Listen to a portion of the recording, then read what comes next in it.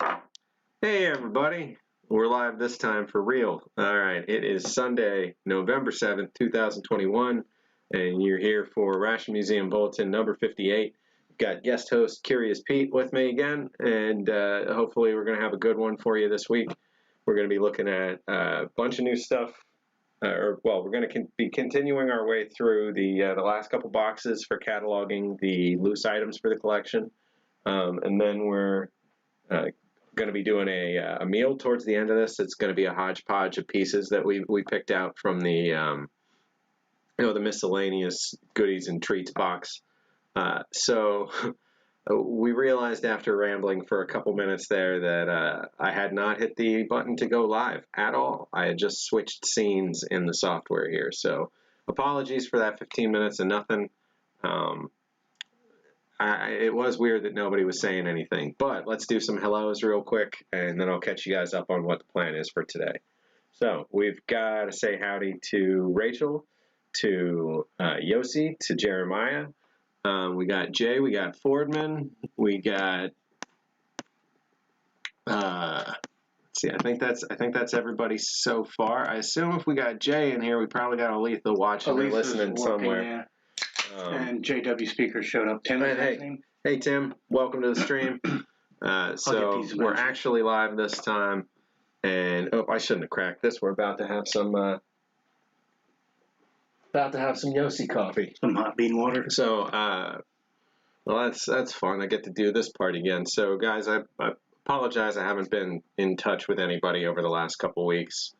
A little over a week ago, my grandfather died, and it just didn't. I wasn't in the right space to do a show last weekend. I was up at my grandparents' for a little while over the weekend trying to help out, and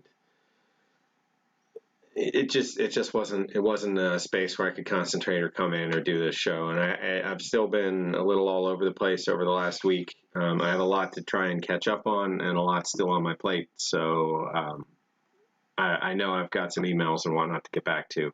Yossi, I know I definitely am out of touch getting back to you. I saw the channel intro for your channel, but I haven't seen your follow-up or your video that you released a week and a day ago that I really wanted to check. So I will catch up. I will get everything you sent. Likewise, to anybody who comes and catches this later, I know I have to get back to Paul. I have to get back to Richard. I have to get back to Jessica. A couple folks that have been reaching out about different projects. Trying to get better organized so that we can move into that next phase soon. I know there's just a lot going on. I'm still trying to do too much at once. But all that said, we are making good progress. We're almost through cataloging all the loose items in the collection. We'll be moving into cataloging the full cases and the boxes and that sort of thing, and the large equipment that isn't boxed up in these white banker boxes. So once we're through with that, the whole cataloging's done. I still think we're on track to see that finished before the end of December, and then we'll have a complete record of every single thing in the museum collection with photographs of every single item. That's something I've wanted for years and years and years, and though it may not have seemed to be as big of a task as it's ended up to be, I've taken over 17,000 photos so far going into the collection. So there is a lot that's going on in the background, and there's still so much that's left to be done in terms of getting a website online for the collection itself, so that can get fleshed out and become a more useful source of research data for anybody that's trying to find pictures of specific rations or details about specific things. And we want to keep fleshing that out over time. So thanks for your condolences, guys. I appreciate it. He was a really special person.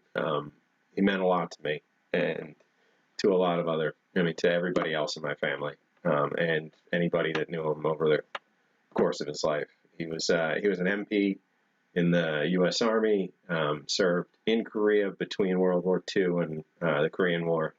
He was over there 47, 48. He worked at Mack Trucks for the bulk of his career after learning to weld out in Pittsburgh after coming back from his time overseas. So, retired in the house that he extended himself that he had bought in the 50s. He retired there in the 90s, and it's been there since. So lucky to have gotten to spend as much time with him as I have. Hey, Aletha, welcome to the stream. And hey, James, good to have you guys. Hey, Kaylin. So chat's actually moving up there. We're good. Hey, Quint. Yeah. Good to have all you guys joining. So this week we're going to jump into mail call.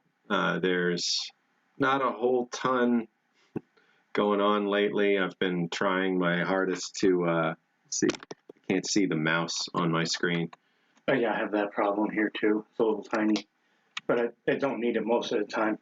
Yeah, this one's not touchscreen, so. Well, on top of that, the arrows should work. I don't have to move back and forth to refresh or anything. Yeah, so. We got a better setup this week. Things are going to be a little less technically all over the place. Like for instance, we've been online for 7 minutes instead of 20 minutes. Sorry again. And we've had 0 dropped frames, so we're not having a bad connection. And when you get a drop frame, does that mean it gets pixelated on you? Yeah, like on their side, they'd see the connection start to get choppy because you're expecting to get so many frames of this every second. As if it's raining outside. And if it starts getting fewer of those, then there was a point there where we were dropping 100% of them, and it was just coming through as nothing. Yeah. But hey, guys, let's see now if. Am I missing? No, okay. We're seeing everybody in the chat. Somebody said, hey, James said Hamley, so I guess he's here somewhere. Yep. All right, so. And by the way, hi guys, I'm not mute today. Yeah, no muteness on this end. Which may be a bad thing because I do ramble. So let's see. We've got. Oh wait, could nobody hear you last week? No, I wasn't here last week, but I wasn't either. No, but I just sat there and just stared at the screen for a couple of minutes. I just made sure. Fair. So let me switch over to mail call. We'll get that done. Just got one quick item today. It was actually just a couple bucks. Let's see, where is the screen I'm looking for? Here we go. And I will say you should all thank me now because I'm pretty sure I can't hit any Robert Plant notes, so I refrain from starting into ramble on. Fair. Hey, music moves my soul, like the song says. All right, we're going to jump over to this one. And interesting. I'm amazed this one made it to me. It had a very clear, very legible address for somebody else with just like a few little slashes through it. Just like, no, don't ship here. Look at this completely different label and ship there. So, all right, we're going to open it upside down, skip the whole label. Never give them clear instructions. No good deed goes unpunished. All right, so what do we got here? This is an empty can that I picked up for around 20 bucks. That'd or be less, Rachel. I want to say. So for the museum, we're going to want some of these on display just as, on their own. And when you're looking at this in a shelf, behind glass, it doesn't matter if it's full or not. So in this case, getting one that was already opened up, there's something in there. Getting one that was already opened up, it's a no-brainer because these things are going for, in some cases over $200 these days. So to get one of these for, I think in the end it was 14 bucks total or something like that for the empty one. So the Ration World equivalent of a dummy phone. Yeah, so this is this was essentially nothing, and is a perfectly displayable ration. I'd say this was a great win. This is the kind of thing that I was like, all right, I'll break my don't buy any rations until the end of the year rule. I'm really trying not to. There we go. I've been going nuts, getting too many lately. All right, so we're gonna open this up and see, because I didn't see any pictures of anything included with it, and assume that there was nothing. But I hear something moving around in there, so it's gonna see what's behind the tape. Just want to be careful because these things are just razor blades when they're opened. We got MRE Mountain selling 57 SA6, a 1957 Survival Arctic 6. Oh, like this. Is that a 6-man ration? This is this is Survival Tropical 1963. So this would have been like an ST8 or something like that. Oh, there is one poor condition piece. Let's see. Looks like cellophane. Is that a sugar cube? One poor condition piece of Wrigley's PK gum.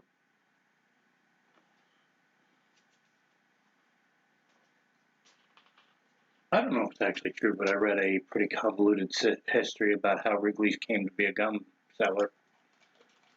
So we want to avoid rumors, but if you got something that's vetted, we can talk. I apologize. We all know if it's on the internet, it's true. I will staunchly oppose that statement. Nice to see that the person was nice enough to open it from the back. Was it a reviewer? I don't know. I picked that up on eBay. But obviously, they wanted to keep it as a conversation piece. They did a good job keeping it, in pretty good shape. I think we can take another quick look. We got. My young associate thinks you're adorable. Oh, Elisa. Well, thank you. Let's see. So yeah, this one, the back's still there. There's no markings on the back. The side's a little smashed in, but you usually find that there's some level of destruction on these things. You can see whatever can opener they used. It wasn't particularly kind to the edge there. Definitely drug through it a bit, but overall, look at that. Perfectly presentable. Just trying to find an angle that's not all sorts of reflective.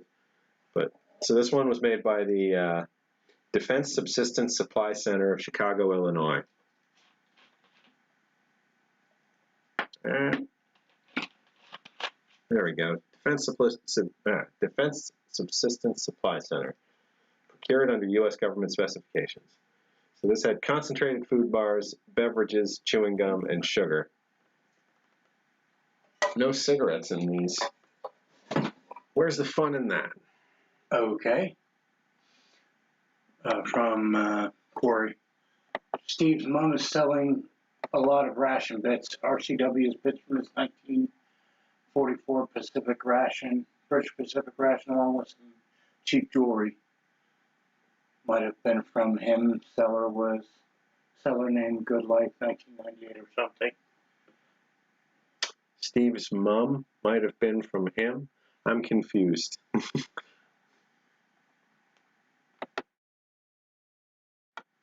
Oh, there we go. That's the wrong one. She watches religiously every week with no good. Sure, she's talking about the younger associate. Well, howdy. I'm not sure I follow who's selling what from what you're saying, Corey. If it was selling a lot of ration bits, RCWs from his... Which Steve? That's another good question. Steve's mom from his 1944 British... Oh, like maybe he gave her stuff to sell. Got it. That would be interesting. I would think that would have sold for more then. But either way, I don't think so. I don't think that's where it came from. That'd be interesting, though. Good Life 1988. Okay, confirmed on that. Steve's mom is selling ration bits on her eBay store that Steve gave to her. Mr. Steve 1989. Got it. Let's see. That would be an interesting coincidence. Let's see. Am I signed in here? I've been watching this oven from Skylab, or no, not Skylab, from Salute.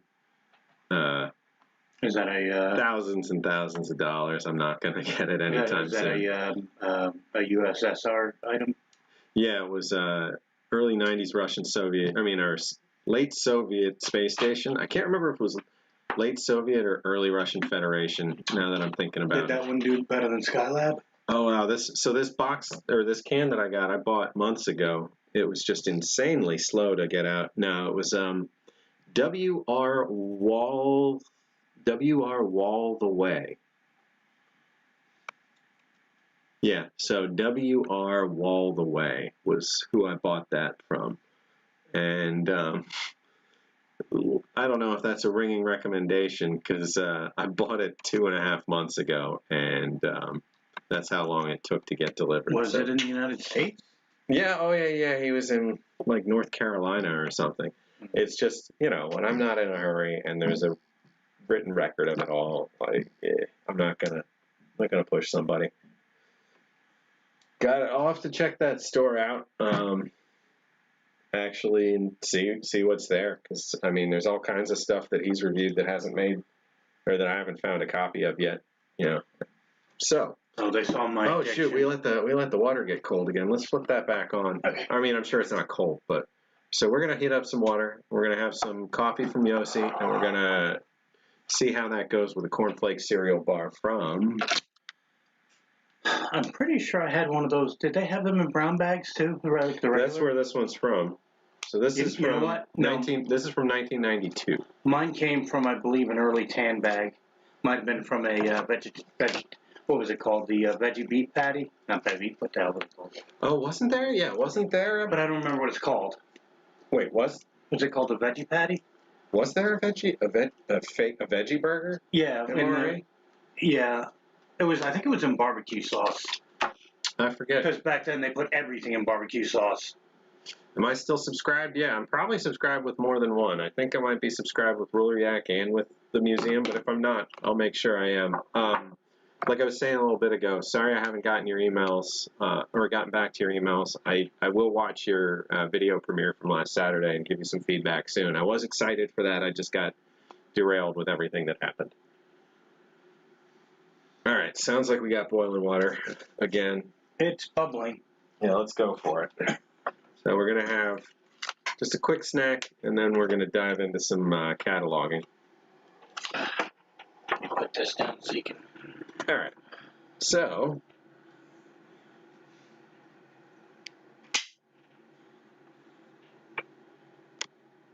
I'll switch us back to this.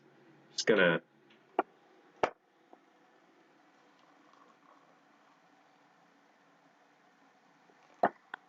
use the pour itself to hopefully get some stirring done.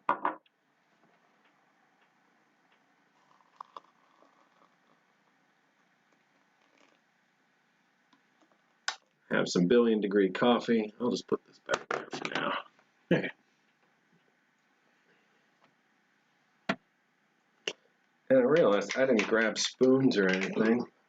Where are they? Could you grab one of those plastic forks? It's probably good enough. We'll just use the base of it. Oh. We'll just use the base. And it's like a hollowed out, I don't know. Well, just remember, whisks work. So this time we're drinking another round of the canned coffee. The canned instant.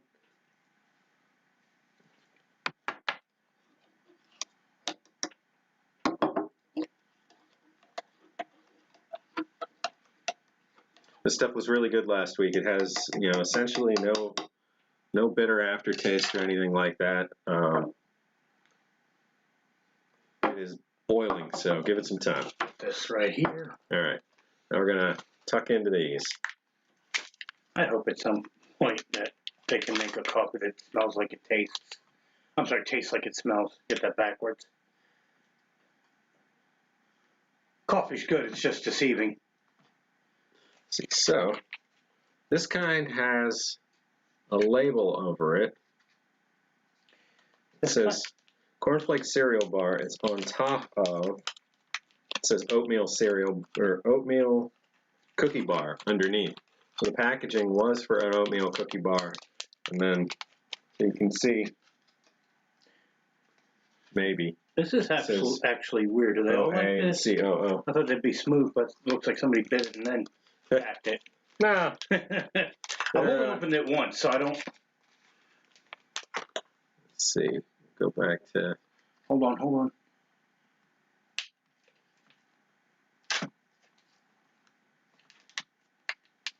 So, it's looking pretty good, actually. There we go. We got some color there.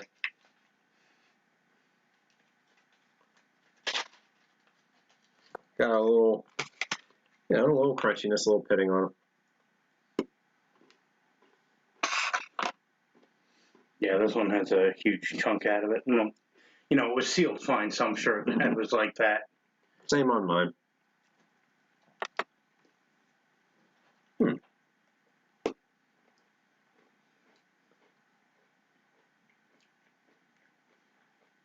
Just shaved off a little just in case. These are good.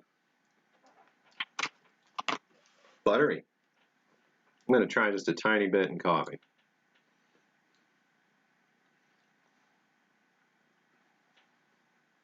These things don't soak in quickly, so. Puppy! Hey, puppy breath. Good to have you. For being compressed powder. Didn't really absorb anything.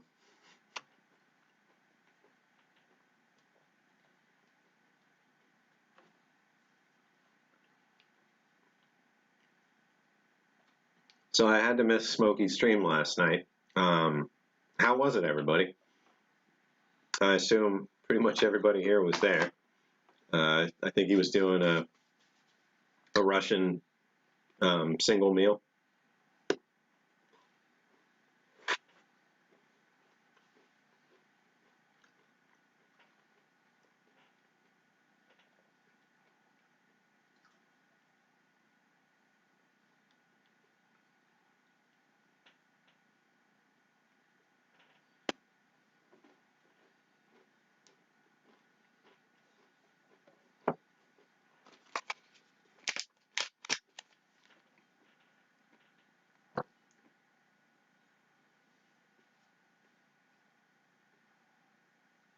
You can see it's a cornflake cereal bar, but underneath, on the edge, you can make out the oatmeal cookie text underneath. Yeah, that's pretty common. They run out of packaging for one item and have plenty of another and just slap a paper label on it. That's something that still happens once in a while. Especially with those applesauce flesh pudding pouch.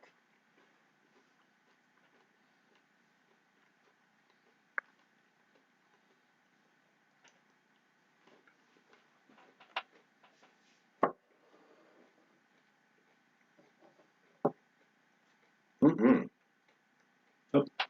I'll wait on that a bit. Still magma. I'm a wuss. I'm secure enough in my manhood to admit that. Oh yeah, it's super hot. Josie, just out of curiosity, is yam a greeting? Or are you just really fond of those? Or is he saying yum?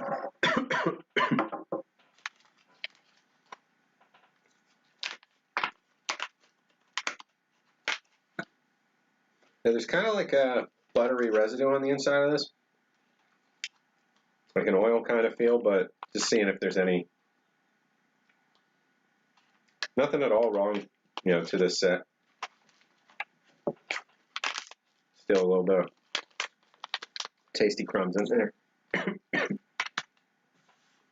Yeah, I would say this batch was perfect.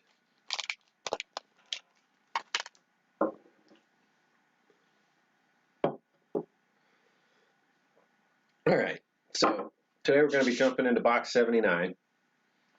We've got 2, 4, 6 key boxes right here. I know I have one other empty box back in the museum where I had emptied the contents and used them for a trade. I mean, I traded some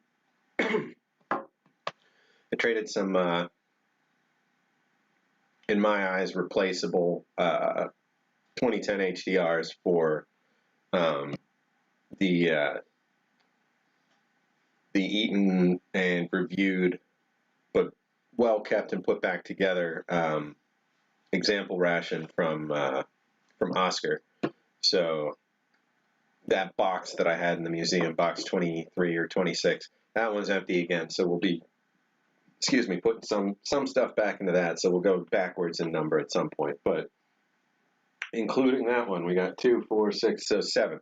7 total boxes, and then we're through all the little loose stuff. I think we can get through a good chunk of that today. I got the good typing fingers today.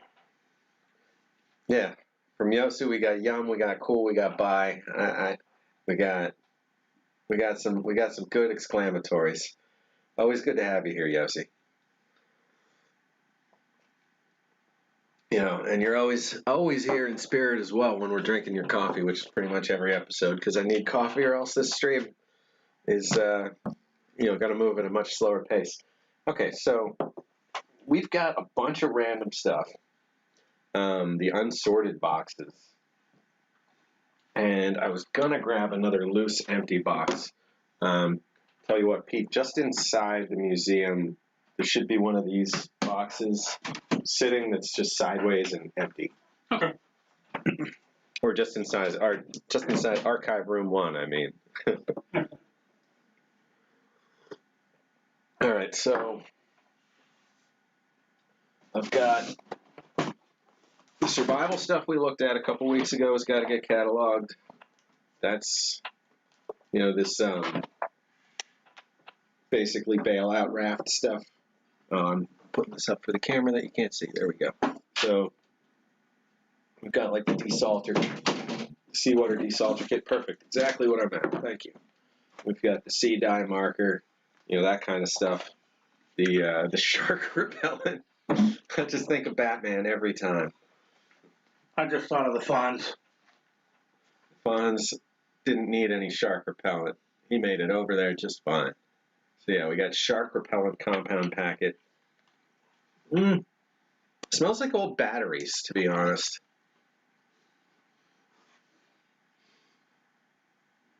Like when I smell this, I think of like battery compartments from 1950s toys. I think of partially burnt wires. We've got a bunch of survival stuff. So here we go. We were just looking at a survival Tropic 1963. Here's a survival Arctic 1963 we just looked at a few weeks ago. So this was not, a couple bucks. Actually, this was cheaper than most. I want to say this was a good chunk under 100, but still, this might end up serving as a good example of inner contents. We may open this one up and see what's inside of it, but having the other one, the empty one that, only cost a couple bucks to be able to display something like this, it's a great exchange, great opportunity, et cetera, et cetera. All right, so I'll get this stuff out of the way for the moment. Yeah, French ration? You're not just a lid. We almost wanted to eat a French ration today, but one of the things that I don't have figured out here is how to cook, awkward cans. Hot plate. Some people use hot plate. I was just thinking the same thing. So yeah, we'll probably need to get like a little hot plate or something in here. I do have the hot plate, in the B-17 Flying Fortress kitchen, but I don't think we'll use that. But yeah, some kind of little electric hot plate would be good for like the irregular stuff and the Russian cans and the French cans and stuff. Because cans, you can do a submerge in water thing. Usually you want to partially submerge them and put chop a hole in the top so that they have space to vent and bubble through a little bit. But so we couldn't use the hot water boiler that we've been using for submerging stuff. So we ended up deciding we were just going to pick some freeze-dried items and do a comparison. So for anybody who didn't catch, or if I did it during the intro that no one saw because it wasn't live, we're going to be having a U.S. MCW beef stroganoff and a travel lunch Hungarian beef noodles side by side as a comparison. If they're anything similar, they may not be anything similar. I think the Hungarian noodles are similar to the beef stroganoff, but we'll see. And then just some crackers and some 1990s pound cakes. 1992, I want to say, pound cakes. So that'll be when we get to chow time. Let me know when to start typing. So I'm going to put stuff that we've looked at in the box right there. Okay. And then we'll be able to shift things along. And then when an empty box frees up here, we'll put that over there. That way, I think we got a pretty solid plan. This stuff, I'm going to have to use my camera for pictures this time. Cameron just had that MCW last Sunday. Had a beef stroganoff. See, we were just talking. When it rains, it pours. Everybody seems to have the same thing. I've had this main just sitting for like 8 years, 10 years. Just grabbed it. Sorry. Or as we in the Ration community call it, pretty fresh. Yeah, it's pretty fresh. Well, how was it, Kalen? That's right, you did just have that. I remember you doctored it up, I think. I could be wrong. It's quite possible I'm full of horse doodles again. Oh, them doodles. I do know she didn't use hot sauce because it came with Tabasco. I would not really think of putting hot sauce into stroganoff, but you can put hot sauce into anything, so maybe that's good. Especially old hot sauce. Boy howdy. All right, so we have unsorted stuff. Okay. The unsorted stuff is Very unsorted. very unsorted. Is that a Chinese bar? Yes. Yeah, we've got a weird Chinese military energy bar. We've got trioxane. We've got containers. We've got all kinds of stuff mixed throughout in here. Oh, hey, Corey, there we go. There's the answer to where the heck did these go? Oh.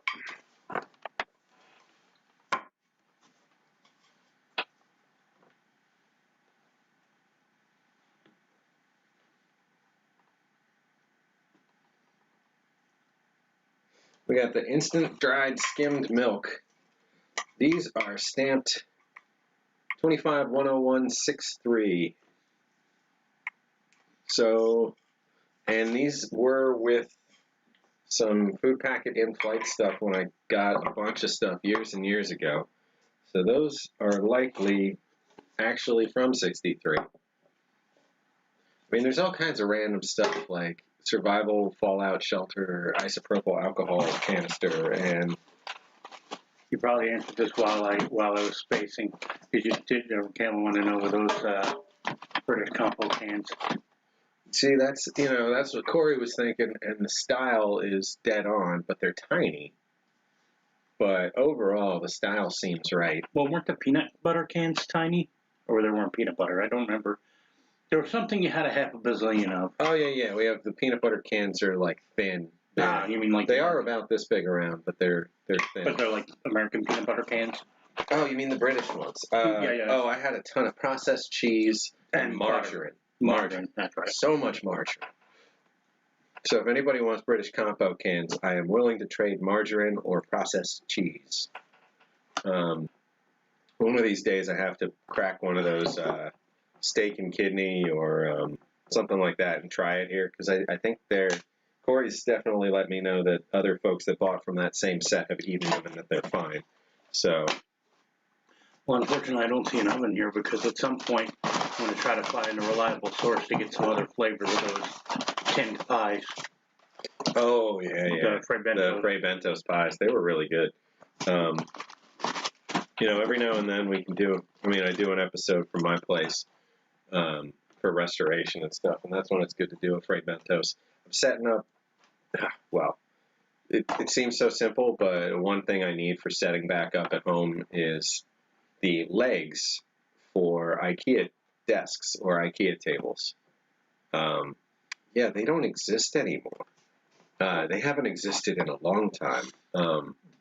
This might be a little, I don't know, riggish, but I do know that they do sell legs for conference tables, folding legs for like banquet tables, so that you can set your own banquet table size. Oh, interesting. So like the IKEA legs are $4 each. Oh. So like you can do a whole table for $16. You can buy them right now on Amazon. 4 of them will run you $40. So no thank you. I don't know if the folding leg would be much less, but they'd be strong. So we got all kinds of like display cans and stuff in here. I'm not sure how to handle this box other than, I mean, if we have it cataloged, it doesn't really matter as much where the stuff is. If we do 2 empty boxes out of this, so that things can be stored a little better, then you know, that could work out too. So, oh hey, Spicy Tuna Rolls, welcome to the stream. I hope you're in for a scorcher. Tonight we got looking at stuff in boxes, looking at the stuff for boxes on a table, and then putting the stuff in boxes back into boxes after it's on the table. Alright, so this is the Steve collection for the most part, stuff that he's sent me over the years when he was, you know, when we were still more directly connected. Well, in any way directly connected. He's not involved anymore. But you know, he was definitely donating quite a bit back in the early days in terms of things that he had reviewed or eaten and been careful to preserve. So that's something I'd like to get out there in the community more, is if people are really careful about the packaging on the things that they eat and then they clean them up well afterwards. You know, the museum's interested in the empty shells of things that you're not going to, you know, keep to display yourselves. Granted, I'm not looking for like a whole bunch of tan bag MRE stuff or anything, but like Caitlin's fruit soup. Yeah, like Kaylin's going to send the fruit soup packaging, and you know, that sort of thing is exactly what we're thinking of. Or, you know, if there's somewhere older ration that, you know, you've eaten the contents, but the outer box is perfectly fine, you know, that's still a displayable item. So more coffee, Yossi? Well, we still got probably, you know, 20 servings in this one. We got that whole big canister of the Arabica. And then I've still got some of that bag of brewable coffee. So I've probably got another, you know, year's worth of streams of coffee from you. But, you know, I owe you a package. That's next time there's a package exchanged. Let me get something out to you. I know it's going to be a little while, but I owe you a package next. All right, so honestly, let's go through the stuff that Steve had sent over to the museum in the early days, when this was still just more of an idea kicking around than an actual factual place, you know, and project. So with that in mind, did just want to, you know, make a effort to say thanks again to him for all this stuff, and for other items that we've looked at in the past that are currently in other boxes in the collection. You know, it was really nice of him to send it to the museum in the first place, and then about a year ago he reached out just to confirm that it all still belongs to the museum in perpetuity, and just wanted to make sure there was no confusion there. So that was nice. So okay, I haven't caught his last video. I do want to catch that one with the Pacific. That looked really good. You know, looked like it was worth the wait. So. Okay, Elisa, for informational purposes, what the heck is a gummy Skittle? The heck is a gummy Skittle indeed? Apparently, she wants them by the truckload. Needs gummy Skittles by the truckload. Kaylin saying, tried to be careful with the RCW package. Just need the snail mail address. Oh, well, let me just type it into chat for you. What do you think you're going to give me to type first? Oh, I guess I can't type that. Can't type there? If I type here. Skittles that are gummies. Well, I guess that's the answer. I haven't seen them. Then again, I don't buy much candy outside of Dollar Tree.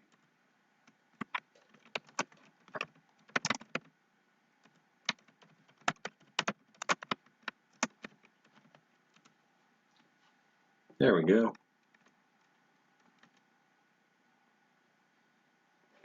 That should hopefully have come through.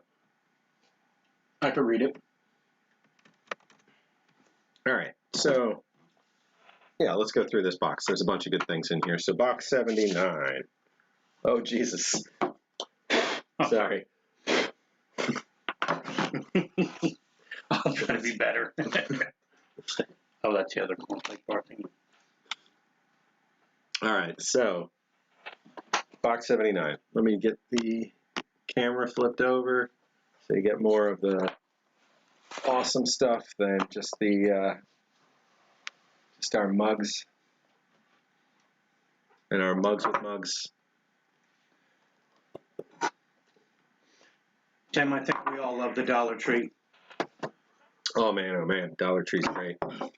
I bet it's a good time at the Dollar Tree for Halloween candy. I had the idea of going to CVS yesterday to grab some Halloween candy. You know, it's like, I mean, for one, there was Christmas candy out already.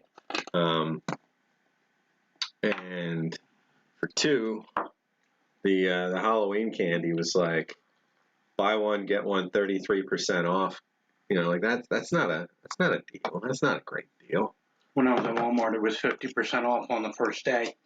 Like, yeah.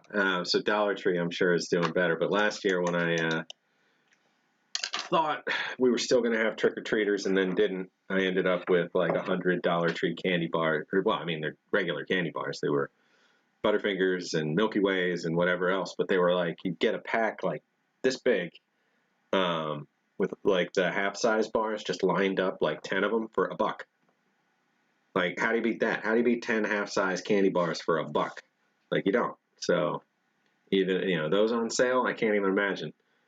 I you know, if you got like a 10-gallon bucket and you packed it with those and then you put a bunch of desiccant on top and maybe a few like layered in throughout and then you used a gamma lid on there, you know, that could be smart. End of the world, you can't go wrong with some candy.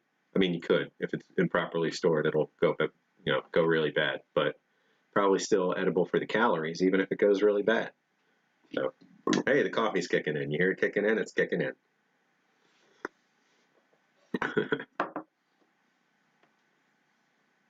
I'm usually not one to keep a lot of candy on hand because I just destroy it, way too quick. Like last year when nobody came for candy bars, I ate 100 candy bars in less than a week. But the worst I've been recently was when Yossi sent me those couple pounds of gummies. They did not last very long. All right, so we're looking here at a beefsteak MRE. So this is a fabled menu. It's not officially produced. It's really hard to see. There we go. Menu number 9, beefsteak. So this one was made by Cadillac Products in Sterling Heights. It's not a wrong bag or anything. It's just occasionally throughout the run of MREs, different manufacturers once in a while just had something off structure, that wasn't part of the official release of MREs that year, just because that's what they had entrees of, and they probably got some variance or allowance in their contract to produce some MREs to get rid of those things. Cadillac in Sterling Heights. I will mention is known for their dog food. I was gonna say is there a date on that? The beefsteak, no, none of these old brown bags are externally dated. Okay. So there's probably history around this that we'll be able to tie it to a date, but no date for right now. All right, I'm going to get some pictures.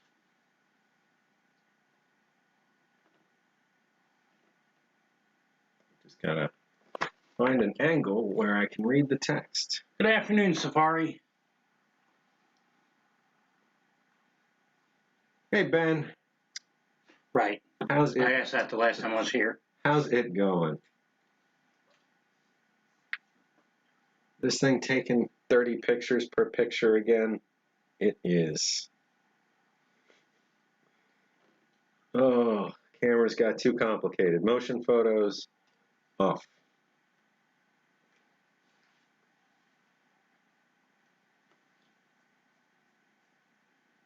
Okay.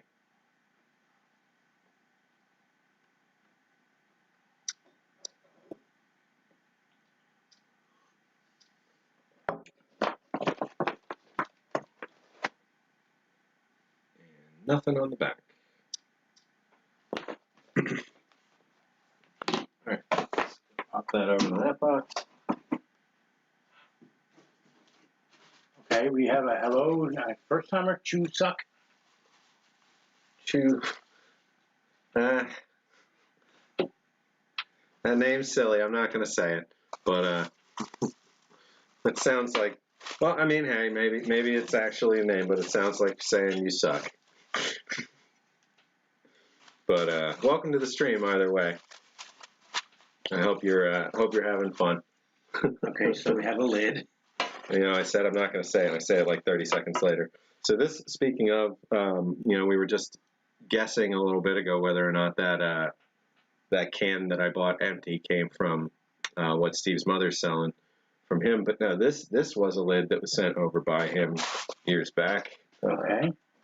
So let's see if this is the rest of that or not. Nope, this is different. What's it from? All right, so this is a lid for Food Packet Survival ST4, ST-4. Oh, it's Survival ST. Food Packet Survival ST4. So this one's July 1956.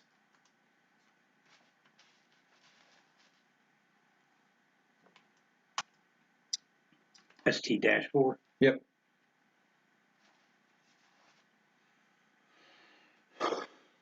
And did you say there was a date?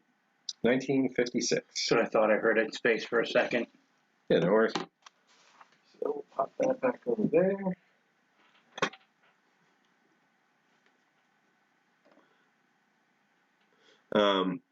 Still mad at YouTube. Well, I know there's a lot of folks mad at YouTube for whatever, you know, a myriad of reasons. I got nothing but thanks for the ability to do this, you know, and them being my DVR, you know, recording all these videos for the last year and change and holding them. Now, granted, I'm not into like trying to get the, you know, trying to get a ton of people to watch and, you know, besting the algorithm and all that. I'd fail. You know, over time we'll just one little bit at a time. We're almost at 400 subscribers. All right, so let's see. We've got empty new generation survival ration. General purpose? Nope, just empty new generation survival ration.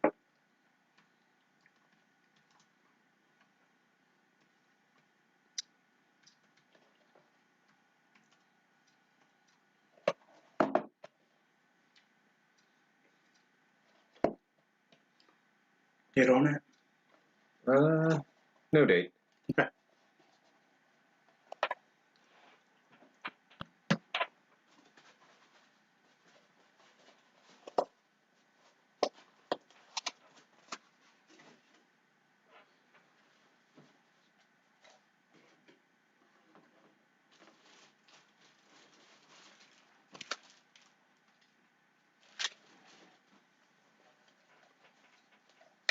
There. We've got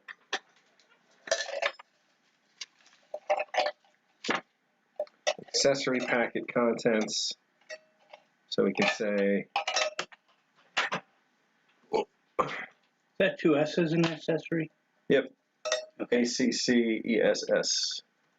And don't worry too much about that, you know, go through and clean that stuff up later.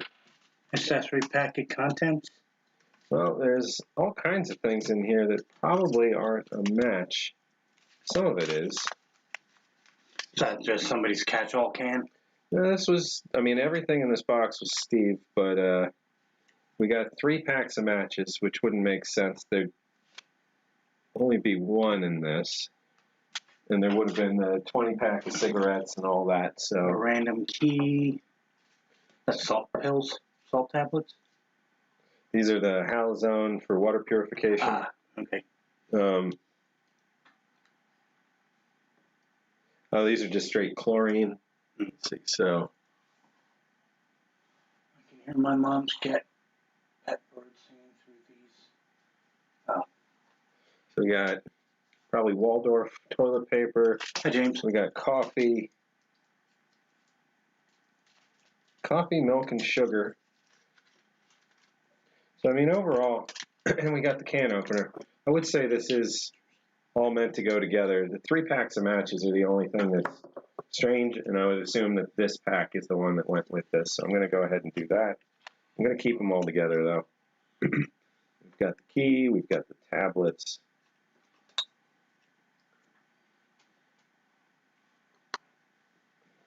Is that PK? We got Beachies. Okay. Beachies. So we can say accessory packet can reviewed, partial contents.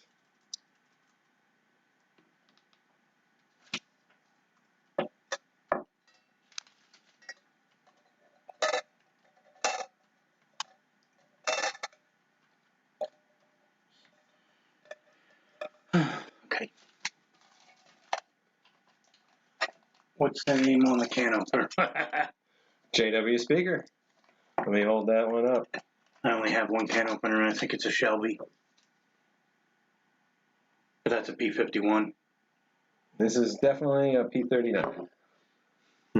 Oh, you mean your Shelby's a P51? Yeah. Wonder why they thought the people in the multi-man rations needed had bigger hands.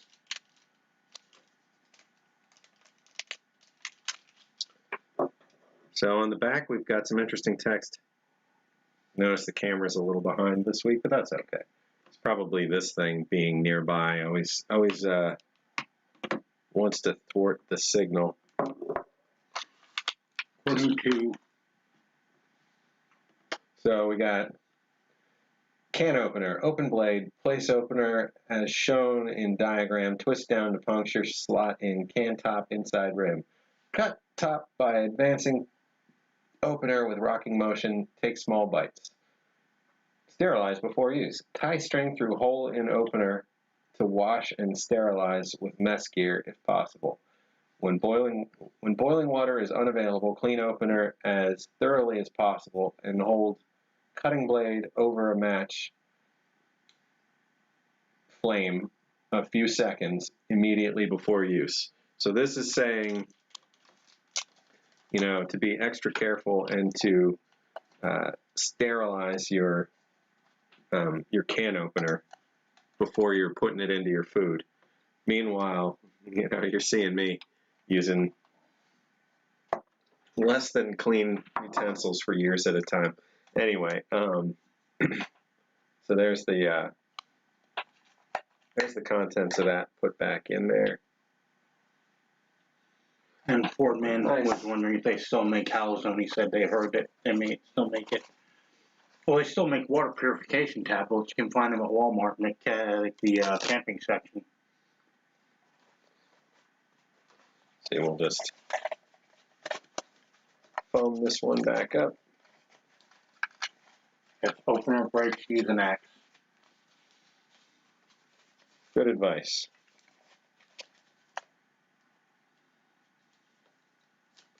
There. That in there.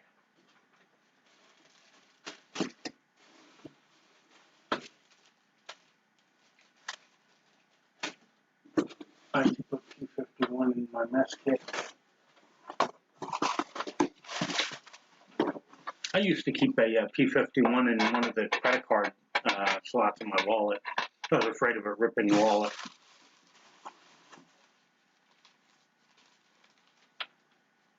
It's going to get powder all over the place. And as you can tell, I hated the coffee.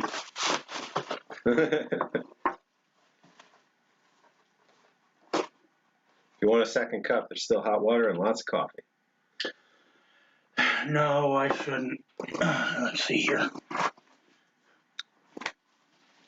So this SA3 is nearly complete, though crumbly as heck. That's a lot of powder. I think. Well, it might be enough. I don't know. How's that look?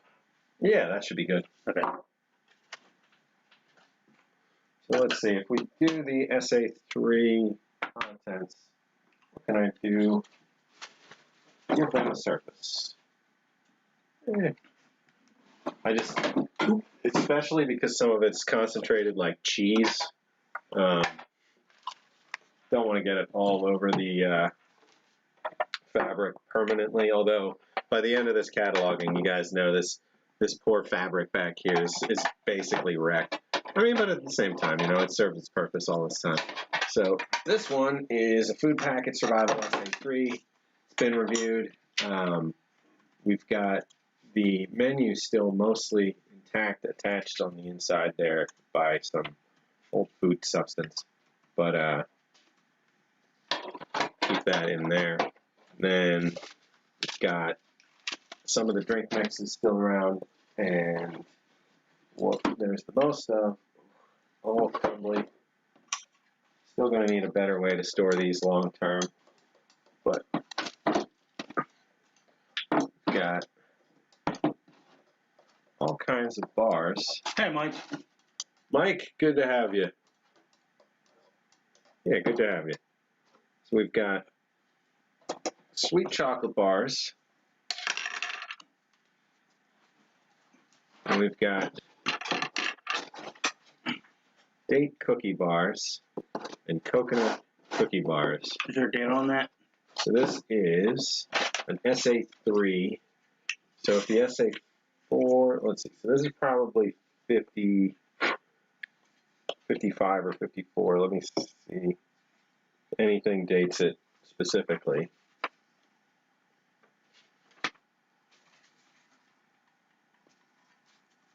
Oh.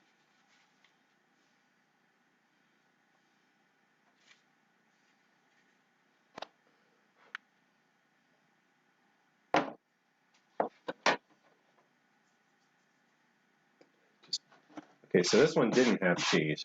This one just had all kinds of concentrated bars, but they're crumbling. The coconut bars are in really, really like rock solid state.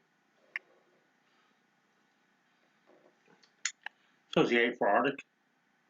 This is, yeah, Survival Arctic, variant 3. So we've also got a handful of the packets from inside. We've got tea, bullion,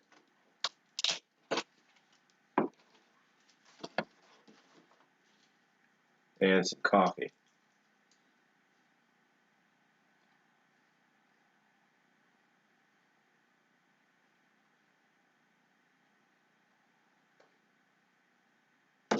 The bullion's neat.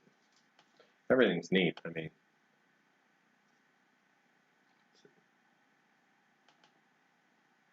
dissolved contents in 2/3 canteen cup or 1 pint of hot or cold potable water. Oh.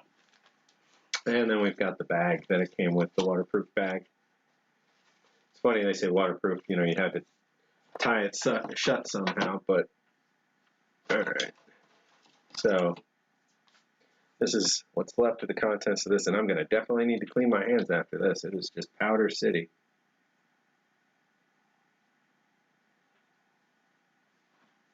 So we can leave the year blank, I guess, is the end result of that.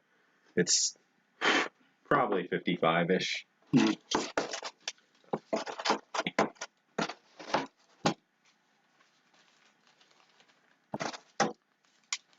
$50 sticker on a Blackstone. You know, I'm not saying they're not useful. It just seems weird that all of a sudden everybody had to have a griddle. You know, the converted gas stove or gas grills with the griddle top. So I had a separate box, gas grill with griddle top. Huh. Sorry, brain's not putting 2 and 2 together. Well, they've always had like plates you could put on top, but these are actually, instead of having the grates, they would just put the griddle directly to the, you know, over top of the burners instead of having the grate and then the griddle pan. Got it. I know they had them. I just see everybody. Oh, okay, I get you. Griddle top stoves. Got it. Yeah. So this is the SA3 opened and reviewed. And I gotta go wash my hands, so I'll be back in just a second. Leave you with Pete. What we got here?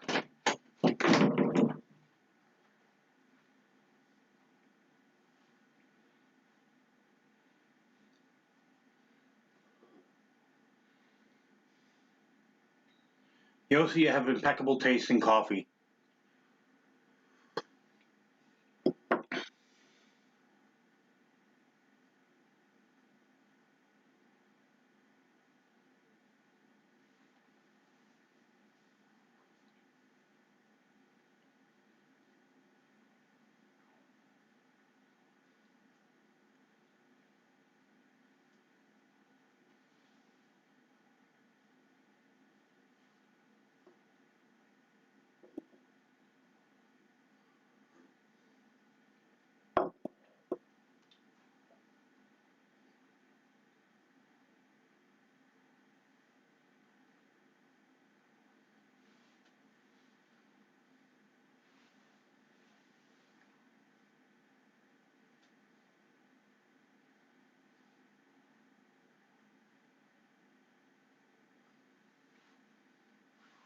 I like my air fryer, but I don't waste, I'm not secure enough with using it for really fancy stuff, so just like frozen fish sticks and that kind of thing.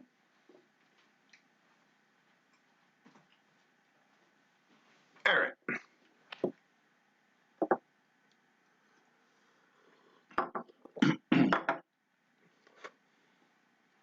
All right, so yeah, that shed quite a bit of. Oh, you guys can't see. What's the big box?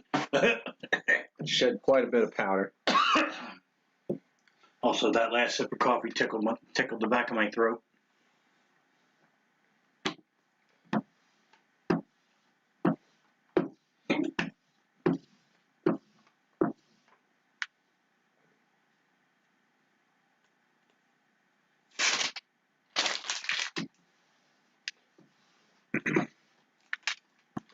You know, whoever makes these rollers can add to their list of advertised, purposes. Rolling up crumbs after taking photos of food.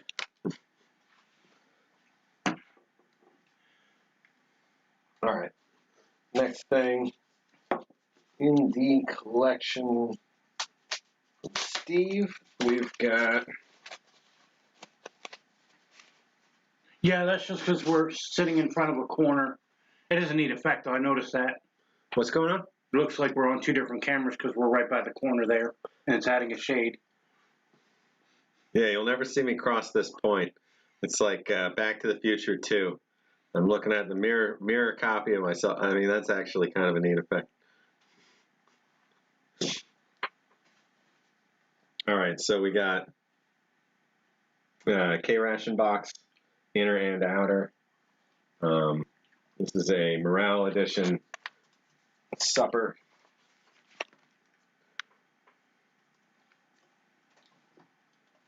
Morale edition? Does that mean it has chocolate or something? It was the well, it was a later in the war, and it came with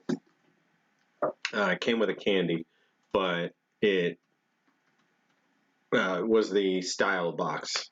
So the blue, the red, and the green boxes were the Morale editions. So more commercial looking and less blunt military looking. Yeah, like uplifting some spirits. So this is empty. Or the military version of the, hey, we just made billions of dollars, here's your pizza party. Now let's see, this I believe are the contents for this.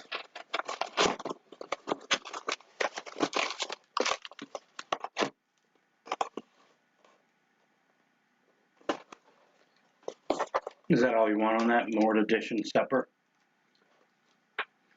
What I got? K-Ration box, more edition supper. Yep. Okay.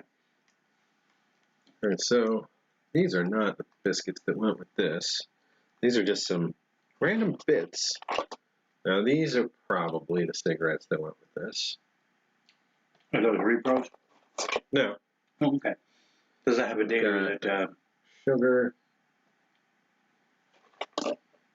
These are unknown bits. I'm going to put these back with each other. Well, and these poor cigarettes, these are in awful shape. Yeah, the boxes. So they're only worth $500-600. Yeah, the box is no good. Let's see, is there any chance I can move these without hurting anything? It's going to be real careful. All right, so I got them as far as the flap. Ooh. I should slow down. At this point, I might be able to fly to the bus stop with all the caffeine. As you can see, this pack of Camels is not in good shape, but it still exists. It still opens. I think these did potentially go together, but I am going to photograph them separately. We can double check later. Go back through Steve's videos and match them up. So for now, just going to do the box. And is there anything in this? Oh, speaking of the devil, all the contents do appear to be in here. So let's see what's still in there. Or maybe not all the contents. Should I say K-Ration partial instead of box? This is just the just some packaging. Just some of the cardboard. So there's this and this still in there. What do we got here? So no can. If I had to fight a war while subsisting largely off spam, canned cheese, and other K-Rat means, they'd probably take more than flashy packaging for a morale boost. How about if you fight, you don't get blown up? That's not a guarantee, but... So... That still highlights the episode of MASH about the eggs I keep talking about, because it's one of my favorites. Because they whipped to a froth. They were just so excited to have actual eggs instead of powdered eggs. You know, and then they just made them into scrambled eggs anyway. They did, but then at the end, dropped them. Yeah, they spilled the whole. Yeah, I'd find a source for corn nuts. So Ben, you'd find something that would give your location away? Crunch. Oh man, those are definitely not a quiet snack. But I agree. I love the Army corn nuts. My weakness lately has been the pound cakes. So I have I bought a whole bunch of the disaster rations, and I've had them in my basement. The AmeriQual ones. I was just talking to Pete a little bit ago about vegetarian taco pasta. So I have 90 of those, I think. Because like I said, good deal. Couldn't say no. And each one of the disaster meals comes with the entree, a bread item, a pound cake, and a bag of Skittles. So every single one, you know, it depends on the case, would have different bread item or different pound cake, just because they're basically dumping grounds for spare parts are the disaster meals.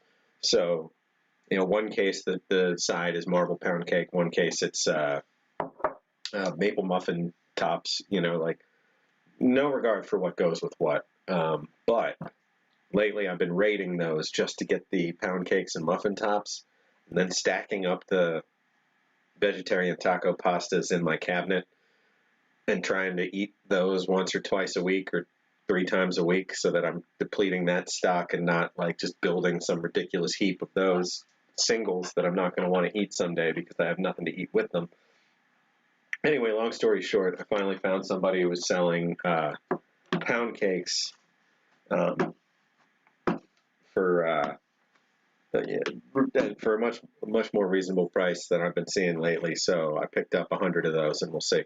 Hopefully, I can keep myself to just those pound cakes, then and leave the sealed meals alone, because it'd always be better to get, you know, the entree, the pound cake, the bread item, you know, and the candy at once. Even though it's not as many calories as like a real MRE by a good chunk. It's only like 900. Still a nice collection of items when you want a rounded meal. So I'll try and leave the rest of those alone. Ford man, the one thing I will say about that is, I don't know turkey's hearing or anything like that. I do know they don't shoot back, so it's a little different tactical situation. What was he saying? He said he's eating corn nuts while hunting for turkey. Didn't scare him off? Speaking of the disaster rations, when Hurricane Sandy hit, our local police station was giving out EverSafes, which is Warnick's civilian or emergency type ration. They're a little more put together than the disaster meals. They were, but every single one I opened had a different main, but then they all had the cookie? No, they all had Mexican corn, Mexican rice, sliced cranberries, raisins, osmotic, and a drink powder. And a coffee cranberries and raisins? Yeah. Are you sure? Yep. Oh, trust me. There was one day, I had no power for over a week, so I ate a lot of them. This one. Although some of the rations did have some differences. It's like one entire case was all the same thing. So the key's in there, but nothing else. So this was 104 Charms Candy Squares, 6 vitamin pills, 6 packs of chiclets, and I believe one of these bags of items here. What's it called? This is a survival ration.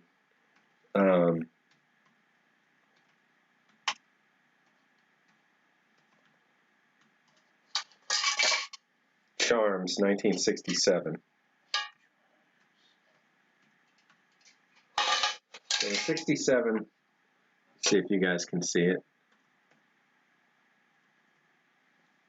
There we go. I could see it for a second.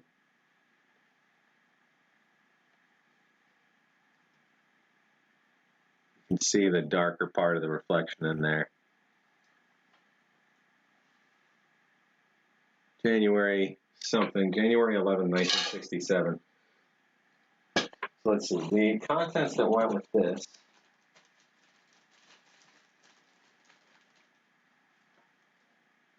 Six packs of chiclets, 104 Charms squares. Charms and chiclets. Okay, so there we go. This was part of the contents of this, I believe.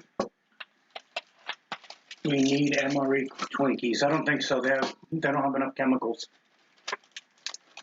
Yeah, Twinkies don't last super long. Actually, Twinkies, I think part of the filling is shortening. So yeah, that'd be my worry. Like, it's a shame, but like Twinkies have a pretty finite shelf life in the end of the world. For something that, they joke lasts forever, it necessarily doesn't. Okay, yeah, I think we're on the right track with this bag.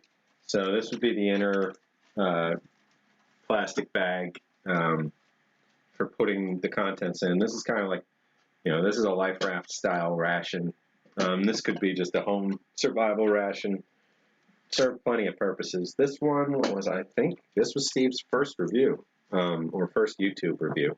Definitely not his first review. I mean, he and I and a million other folks were doing MRE info photo reviews for years before he started, doing his videos and, blowing up with that. But yeah, this was, I think, the first video review. Although I will say things I didn't expect to see. They had, I don't know if you'd call it a ration since the main is a dessert, but Dubsy recently did a ration. I can't remember the name of the Jack of all trades or Jack of trades, where he did a jelly donut ration. That was pretty neat how they figured that one out. I'm not sure about practical, but definitely fun as I talk to the text instead of the people again. So let's see, these inner Charms packets, 1965. Okay, so these are right. So these packets are dated 1965. Let's see if we can get up there. Might have to take a pack out of the plastic. There we go. I just bought a couple packs of those a couple weeks ago when I went to the flea market. They probably looked almost exactly like this. Probably, but the formula's probably different because I know at some point they changed to be more artificial. or maybe cheaper to produce, probably. So this corner might be able to make it out. It says 1965 on it. And of course, at some point, Tootsie Roll bought the company. So there's a couple of these like lipid tablets in here, it looks like. I'm not 100% certain if these are from this. It's quite possible. There's the vitamin tablets. There's the chiclets and instructions. So, yeah, I believe these are all pieces from this. So I'll put these together.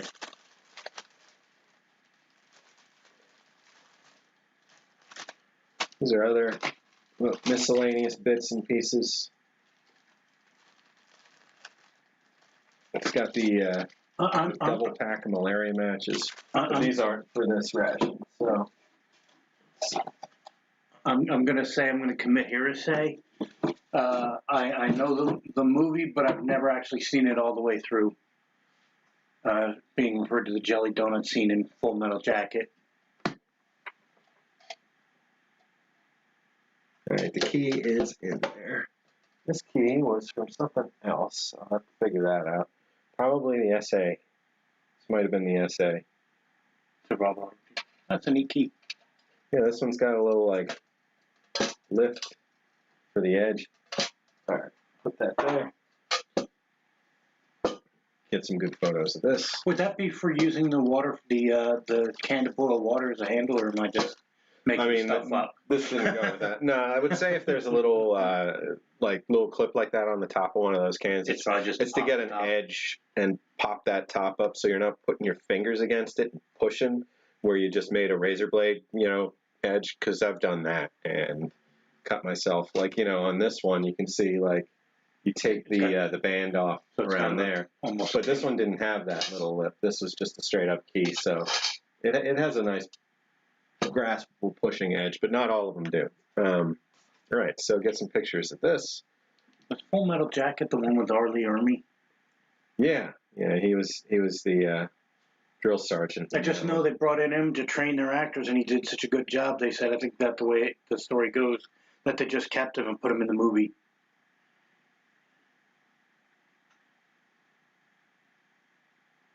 I may have butchered that story, but for purposes of time, I'm going to go with that.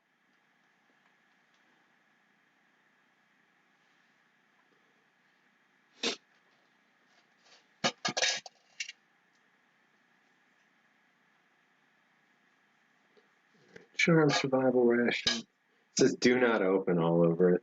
It's fine. Is that like not for resale by government or government property? No, like somebody wrote it in pen like 50 years ago on there. Man, a lot of this stuff, I can't say where everything came from, but I know for a while he was getting a lot of good finds from local flea markets down there in Florida. Yeah. And a lot of the stuff he was finding that was, fitting that bill was outdoors for quite some time. Yeah, that's probably why I didn't buy the brown bag stuff I saw a couple years ago, even though it was only $5 each. Because they had looked like they had been somewhere suspect, like they may have actually been. What did I mean? I didn't mean outdoors. Sorry, my brain's just not on. I meant to say, in inclement weather in general, or just in a heated place, not outdoors. I mean, some of them sat outdoors during the flea markets in the sun while people were selling them. But sorry, my brain's not fully firing today. Yeah, I rarely went to Columbus in the winter. They are open though. Oh, the Columbus flea market. Yeah. Mostly they do have the indoor market, so that's, year round. With a slightly expensive military store inside. Is it mainly a, clothing store? Like you get, like, jackets and boots and stuff? Knives that are clearly not military, jackets, boots. They have MREs, but they were basically placed together custom jobs. Got it. That is where I got my Shelby can opener, though. 50 cents, a bargain. Or was it $1, something like that? No, we got that. I missed that show, Mail Call, that Johnny used to do on the History Channel. Oh, yeah. That was a good one. Well, he turned that into a nice little post-military career. So we'll move into RCAF, survival ration. So this was a food packet. Well, yeah, you can just put, well. I have RCAF. That's Royal and Canadian Air Force. Yep, food packet survival, 1959.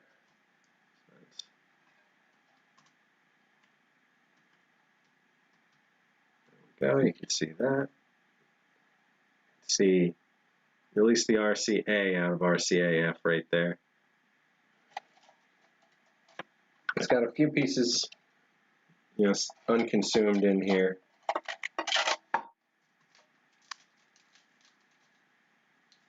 Got very, very shiny foil pouches of coffee.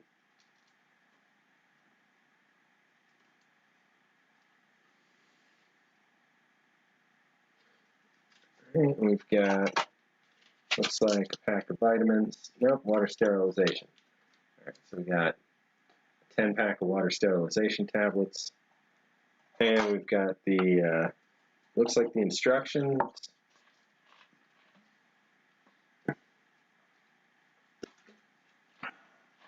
And we've got the wire for making a handle for this, if I recall. So you can boil the water.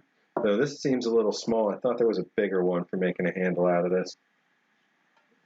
It seems like it might have had a different purpose. But if this was the one for that, you can see there's also the tab to open it down there. But it said open the other end. I'm not sure. Attach handle here. Gunny is that cool uncle you wish you had. No, it was a smart ass. He would have kept punching me in the face.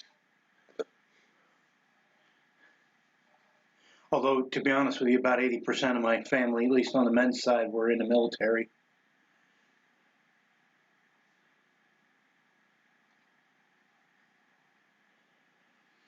My dad's dad was training to be in bomber. I don't know exactly what he was going to be doing when he was a teenager. And just as he got out of training, World War II ended. Your dad? My grandfather. Oh, okay. My dad was in... So, I was going to say. He was in during Vietnam, but he wasn't in Vietnam. He was a cryptographer who spoke Russian, so they put him in Japan, Turkey, places that surround a large country we weren't really getting along with. My dad did Signal Corps radio work in Japan in the late 70s. It was like 78, 79. Yeah. It's post-Vietnam, but same thing. Listening to the Russians, basically. Listen to the Chinese. Listening to the Vietnamese. Yeah. I think it's cool that I was born in the Naval Academy, but I was born in the continental United States. My one brother was actually born in Japan. The other one was born in Turkey. That's how I know about those two. Actually, fun fact, if my oldest brother went to Turkey, even though they probably wouldn't really not be physically able, he could still, unless he declares it, they consider him a citizen and therefore draftable. Oh, fun. By fun, I mean not fun. And Mr. Bus Stop is here. This one's partial, of course, but, going to be potentially displayable or part displayable. So, good to have it. Maybe it's because I like food in general, but that's something that I'd probably want to do is get Turkish food, although I did go to a Turkish restaurant on Route 13 in Bristol. I was there for a short time, and most of their menus seem to be particularly Greekish. Greek and Turkish, I mean, they're similar, but they're definitely not the same thing. So, yeah. But, definitely don't imply to either of them that it's the same thing. You mean like in Soviet era calling a Georgian a Russian? Yeah.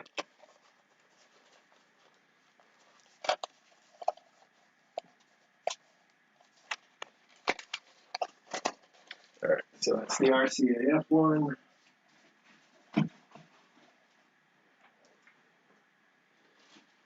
And Paul Ring is here. Didn't you say you had a message for Paul? Oh, yeah, back in the beginning. I was just trying to catch everybody up that I haven't been able to get back to any emails in the last couple of weeks.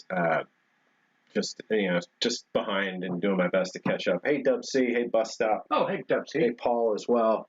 But welcome everybody. Yeah, I was just saying I'm really behind on everything.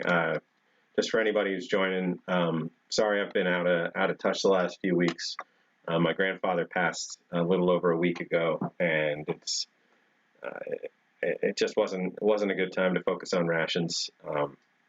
And I've got a lot of other projects going on at the moment, and just got a little distracted. So I'm playing catch up over the next week, and I'll do my best to get back to everybody that's waiting on a response right now from me.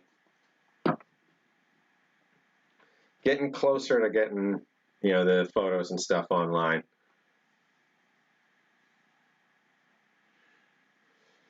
Fordman saying he's pretty much the only male on his father's side that didn't serve, unfit due to bad ADHD. There's not a lot of folks in my family that did serve. There's kind of but going back further generations, I think it's a lot more common. Not many, none on in my age group among the cousins. I guess it stopped there. Yeah, well, I know my brother tried to enlist, and I would have loved to, but our vision issues that you can see on every stream are hereditary, so we were never really eligible. So I've got a lot of random components as well. Okay. That were attached to things from Steve. I see a couple of chocolate discs that are most likely rancid. I don't know if I've ever seen sweet chocolate disc. Yeah, I've never seen anybody open anything round like that and have it be good. Then again, I don't. Oh no! I've had good ones. The toffee discs not too long ago, a couple months ago, in my basement. So let's see. There's a mix of pieces. Random dessert scum. Got different sugar and gum packets. You want to put that as random accessory components or something? Yeah. These chicks might be from that essay, but I'm not sure. The main thing is just recording that this whole set, are donations from Steve, just so got a record of it. Okay. Do you want me to put and don't, mix these up with any other random. Okay. Well, I think we have two random accessory things, but I have them worded differently. Well, this we can just say, one item. We can say miscellaneous accessory components. Okay. Just going to put everything left out together. I know better than to ask a year, but is there an error we can put down or something for this? Or are they just mixed? It's mixed. Okay. We've got everything from Vietnam to those brown bars? World War II. These are Nestle sweet chocolate bars. Oh. So is that like the Nestle version of the Hershey Desert? Yeah, pretty much. Although. So these are. Storage conditions may cause the surface of this bar to whiten. This does not affect the eating quality. So it's just saying that chocolate may bloom. Ingredients: chocolate, sugar, skim milk powder, cocoa.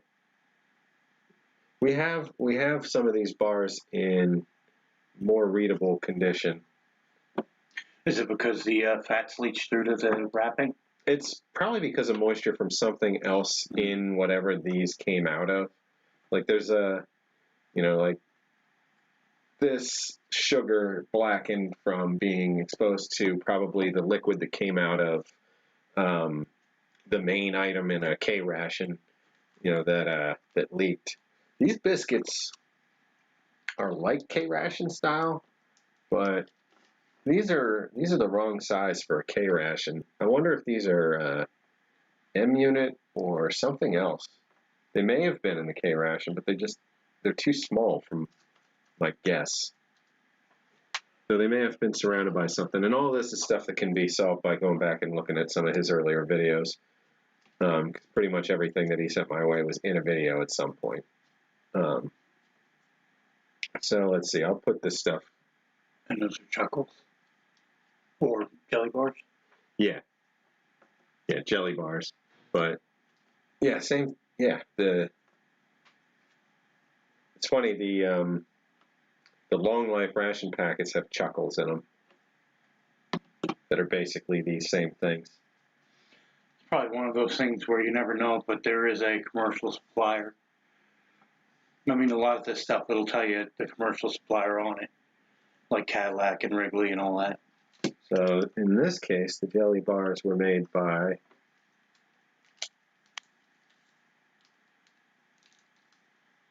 I think that's been done bus stop. Danville, Illinois. So Fred W. Amend Company.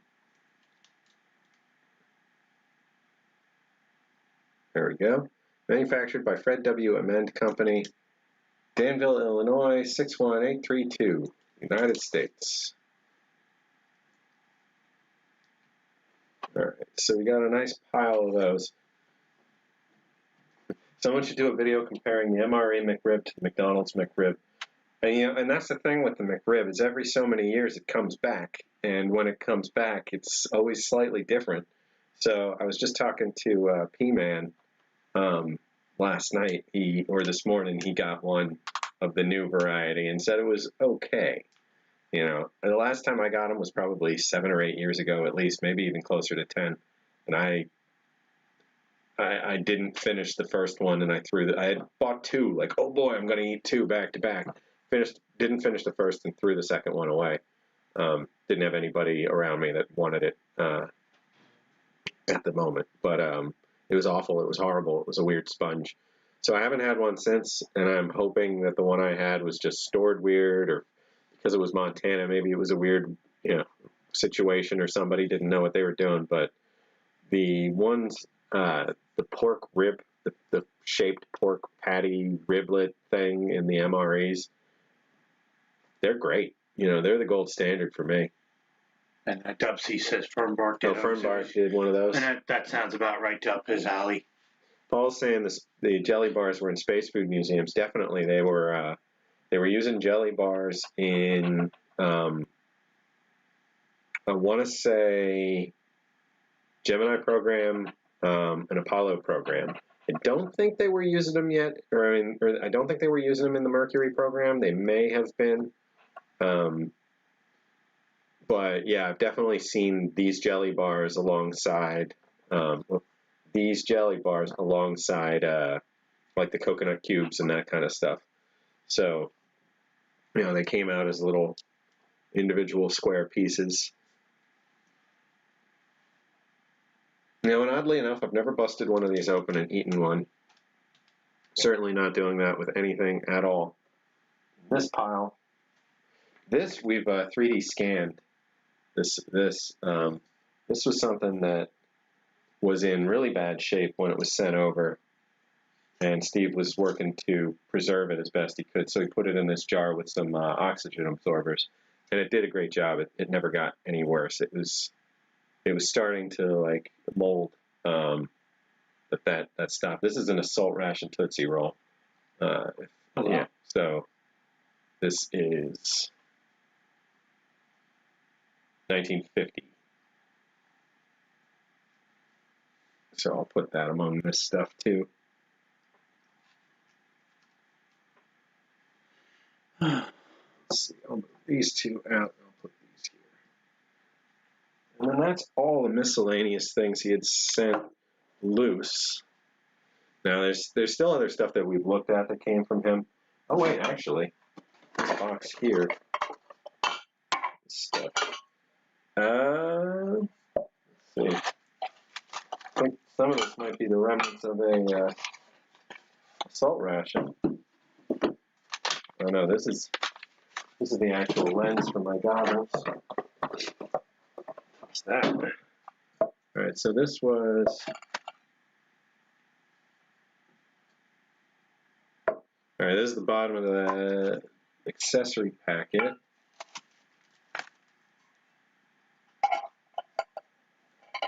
So here's another accessory packet can. can't remember if this was from him or if this was one I had opened. Either way, it's in the from him box, so chalk it up there right now. These little packets look like opened, consumed chili powder. Interesting, chili powder. And chili powder is in the seasoning, or? yeah, Huh. it's dehydrated onions, type 2, white. These were from Food Packet Survival Abandoned Aircraft, 1969. They were just, they're unique. They're interesting things, but they are torn open and still have content. I'll still include them in this heap.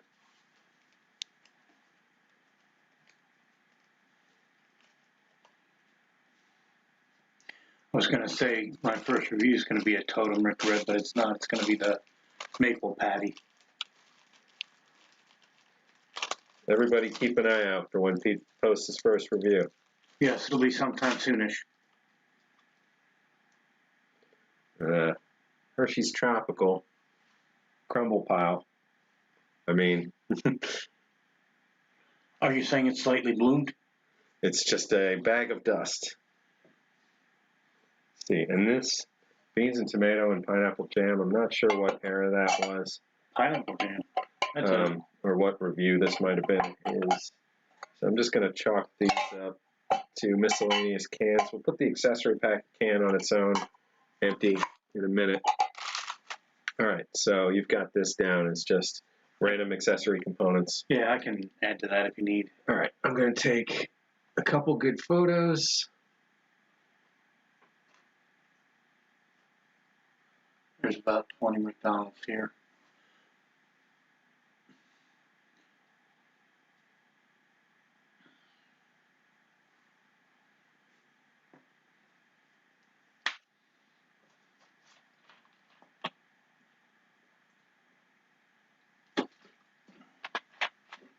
For some reason that made me think of a McDonald's gas station. I think for the most part, combo restaurants never really work. Well, KFC, Taco Bell, what's the other one in that? Pizza Hut? Well, the Yum brands, as they call them, all the old Pepsi brands. But so I've seen Taco Bell and Long John Silver's together. That one didn't work, but for me. But then again, I went at an odd time. Taco Bell, Long John Silver's. Anybody want to see any of this stuff up close before I start packaging it back up?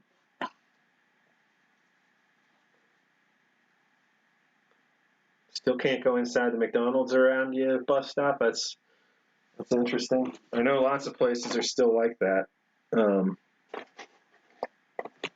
When I left, I think Salina was like that. I could be wrong about that. This box.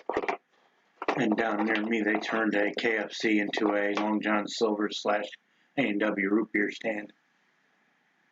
This is probably going to belong with that too. Well, no, I don't know. Keep this separate. I don't really usually see stick chewing gum in anything. Yeah, K-Ration. Oh. There's always a stick of gum between the can and the plastic shell, because half the time when you pull them apart, it would be sticking right there against the side of the can. All right, I'm going to put this Tootsie Roll back in its I think safety jar. I remember one foreign ration having a loose piece of gum, but I can't remember which one. Again, it could be my faulty memory. Definitely gum in a lot of foreign rations. But I mean, it was just a loose stick, or it was a stick that was just, I want to say almost it was a Polish ration. It was just a stick in the foil wrapper. There wasn't even a label on it. Gotcha. In Boone, North Carolina, we have one McDonald's. The main drag there is 4-lane highway. McDonald's there is right where that highway meets another 4-lane highway. Yeah, that's kind of a pain in the ass setup for us pedestrians. I live in a trailer park that's got no real outlets to any other streets. If I want to go to my bus stop or to local shopping, I've got to walk down the shoulder of a 4-lane highway. That's no fun. When it's not snowing, because of course they plow right onto the shoulder, where they should, but still.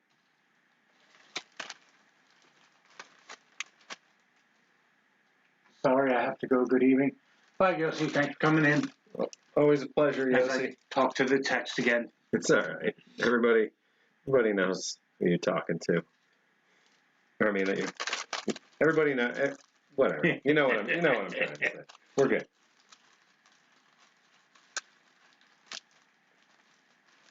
This is by no means a professionally produced, entertainment program. I'll still say it's better than half the reality TV shows I watch, and by half I mean all. Oh, well, thank you. All right, let's see. So we got all these items in here.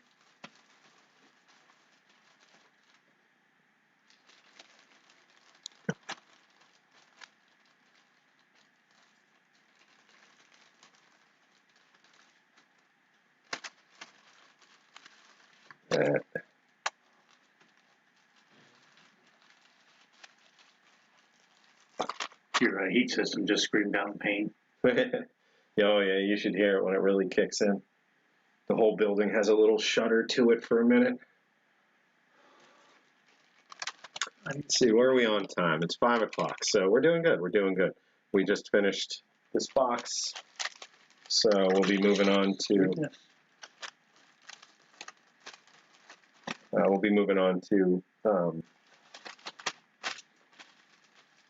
probably that other box of just random stuff. Okay. Just the scary ones that I saved till last. Time to finally get them out of the way. Going to keep these candy bars on their own because they're in good shape. Everything's in good shape to some degree. So, there we go.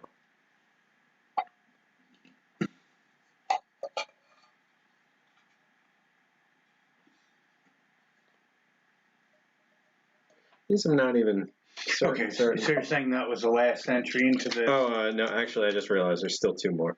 Okay. So we can say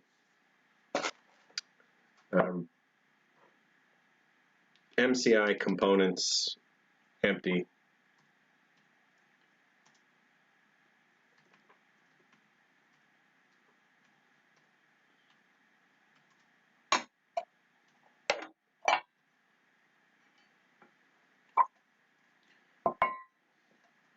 And empty accessory packet can is another item. So that's a separate item? Yep. Empty accessory packet can? Yep.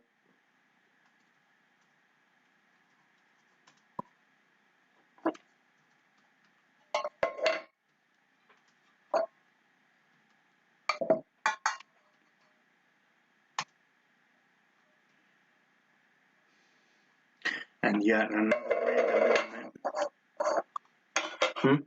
another random moment, you saying empty reminds me of an old, I think it was not New Zoo Review, Great Space Coaster, where they had a character named Empty Promises. The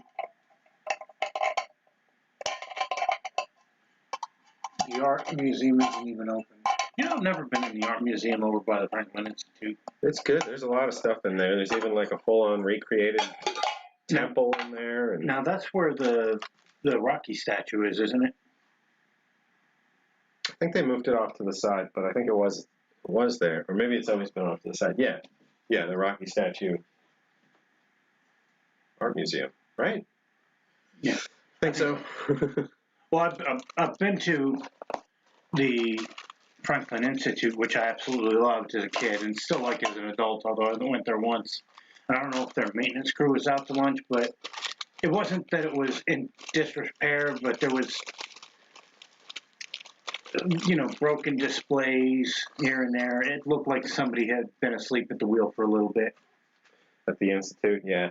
I mean, a lot of those things are very old. And I hate to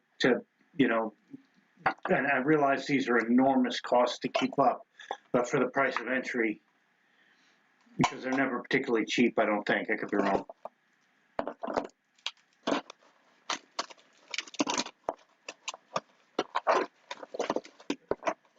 Now, was the empty accessory packet can the last thing, or there? Yep, I mean, you can put 1951 for that. Okay. All right. Put this stuff in there. Oops.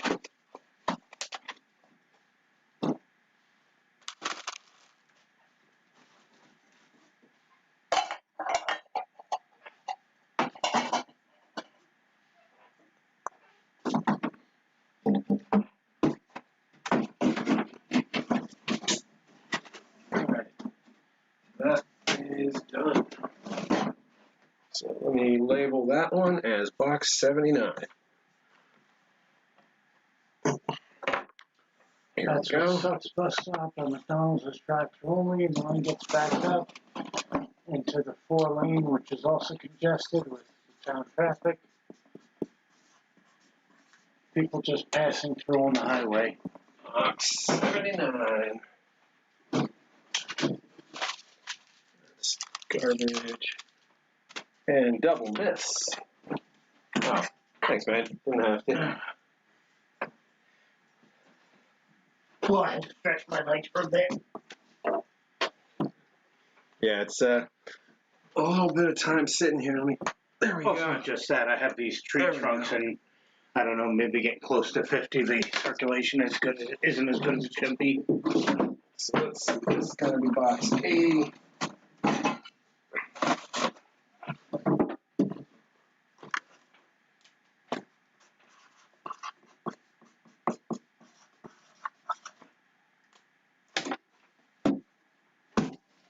All right, box 80. What do we got? We got all the miscellaneous stuff. We got paper goods. Paper goods we could probably plow through real quick. We got old. Let's see, what's in here?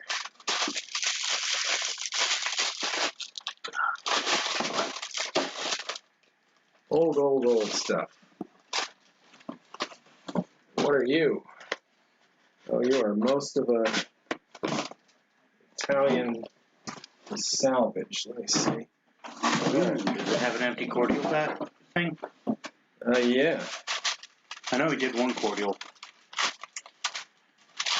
All right, so yeah, we can probably jump into these. Can't remember who was it that did cordials. He did. RC Gusto did. And, I was always tempted, and I could never bring myself to break the seal. I mean, a lot of what started me collecting like the actual rations is I wanted to eat these things, but then once I actually had them in my hands, I'm like, they're too rare. I can't eat this. And I imagine for a modern ration, the cordials being so sought after are probably painfully expensive. I mean, modern Italians are like $100 easy, you know, which is just a bit too pricey. All right, so let's see. We got a bunch of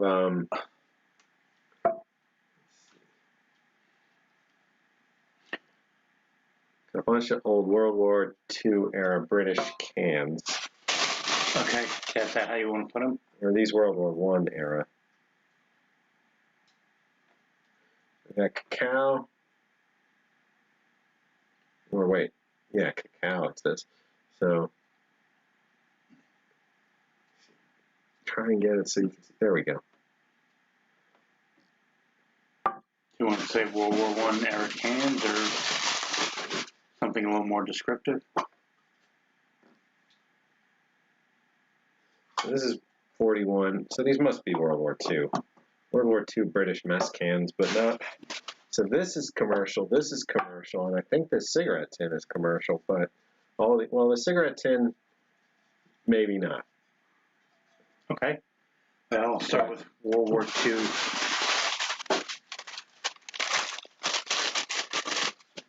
Era. This just says Roche.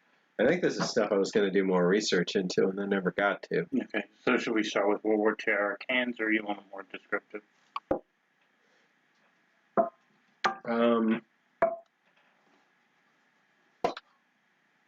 We can, each line can say, you know, World War II era.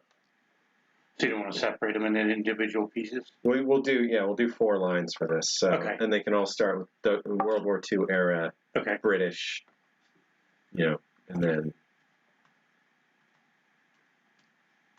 Okay, just let me know what's first. Say Roche box, ROCHE.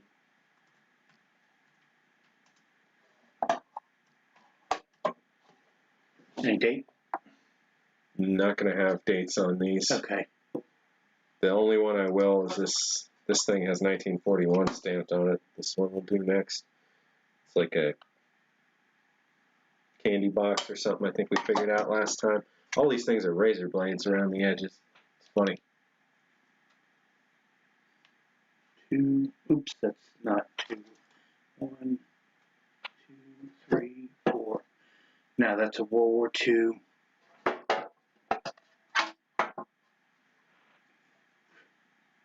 Oops.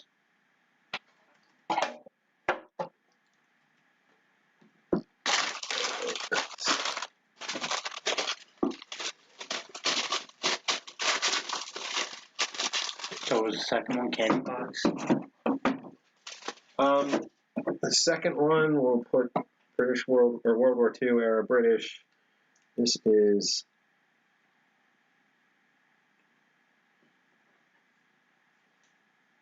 Lawrence and Marks. Or wait, no. Lawrence and Mayo. That's what it is, Mayo.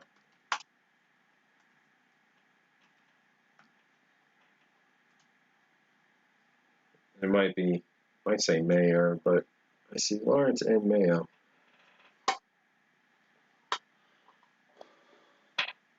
Tin, you know, we can put tin on the end. Mayo Tin, okay. Lawrence and Mayo Tin. Like it's a name of a company. I don't know. And that's the one that actually had a date, 1941? Yeah, this one says 1941 inside.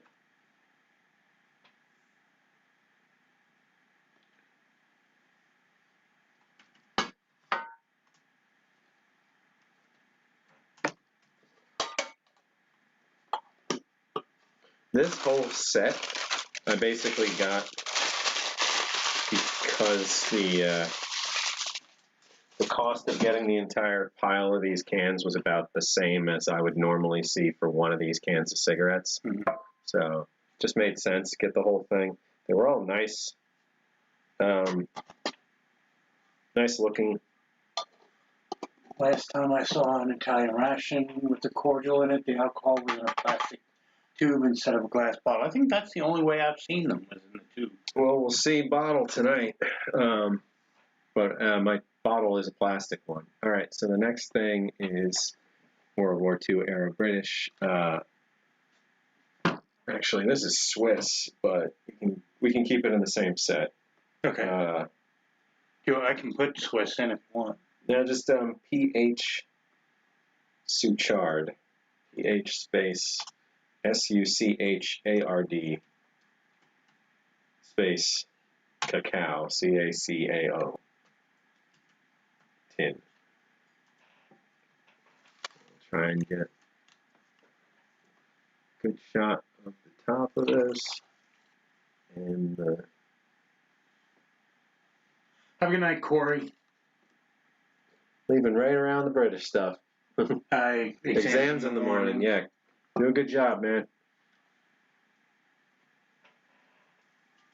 Oh, I gotta get on PayPal and get you squared up tonight. Don't let me forget. Thanks for not, nagging me. And thanks for doing work for the museum. Corey's been going back and putting notes together on the old streams so that we can start making some highlight clips out of stuff eventually. Or even just have a record of what we went over. That kind of stuff. I've been like half my face sideways through this stream, so I'll just keep going back to that. You guys can talk to half of me. Like an 80s video, they're trying to go for an effect. All right. last item in this set, World War II era British cigarette tin.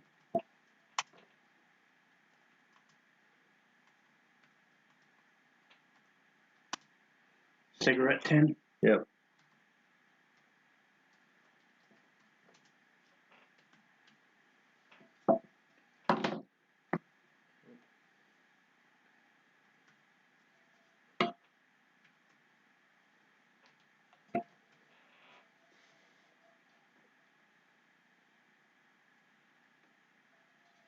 So, no, I'm going to leave the top on. It's always a pain to get this one on and off. But, yeah, this thing, you got to imagine how many cigarettes were in here. Probably 1, 2, 3, probably 3, almost 4 packs of regular cigarettes. So, like, probably 60 to 80, somewhere in that range. Well, it's 20 a piece, right? Yeah. At least American. Yeah, we think of a pack of cigarettes as 20 cigarettes. Yeah. Or at least I do. Although the last time when I think of cigarette cans, I think of the ones Smokey's been pulling out of, which I think are bigger.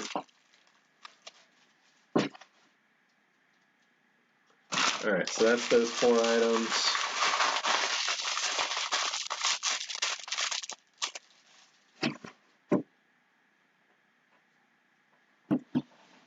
I think that one maybe only has 80 in it, but it's set up like a popcorn can where it's got dividers inside.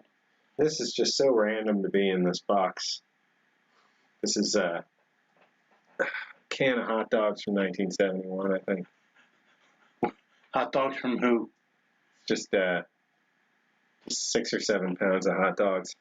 Okay, should I just put can of hot dogs? I was going to eat these. There's a bit of a bulge to it, though. Not much.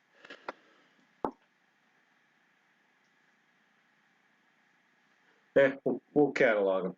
So Frankfurters canned whole. Oops.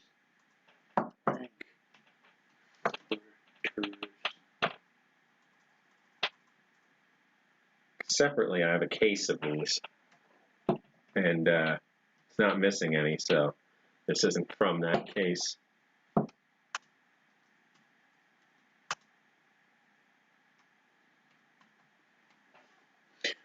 Is there a date on that, did you say? No. I said 71, but it's not written on there. It's written on the case, okay. So I'm not going to do I that. resisted the urge to say can of death fingers. See, so now we're getting into some pretty random territory. So let's see what else we got that can go together, and then I'll start kind of piecing from these boxes, I think. So we've got... Hot dog can was probably a filler when that was put in the box. Yeah. So we've got 2 cans of Horlicks malted milk tablets from World War I. Okay. World War. Here's some malted milk tablets. Horlicks. They look suspiciously like 100-year-old flies. Oops. I bet there's some really neat stuff in here, honestly. Like, so these are all some really old handmade flies. And you know, sometimes people spot like the feathers of extinct species of birds and stuff among some of this kind of thing. What is it? Horlicks malt milk tablets? Yeah, Horlick. I have that. Oh, Horlick. Okay, I was thinking German for some reason. Where's the? There it is.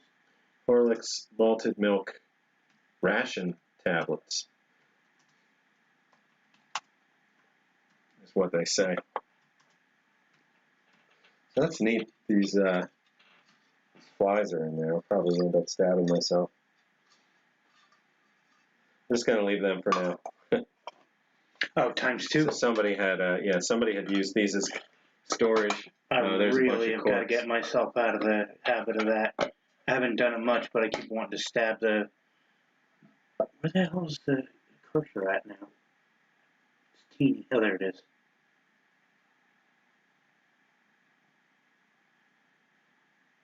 Oh, that's why. There you go.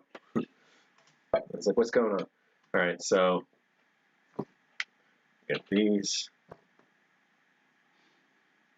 One of these, the back is in pretty good shape. Both of them, the front's pretty rough. Although one of them's roughed up enough that you can see it fell again.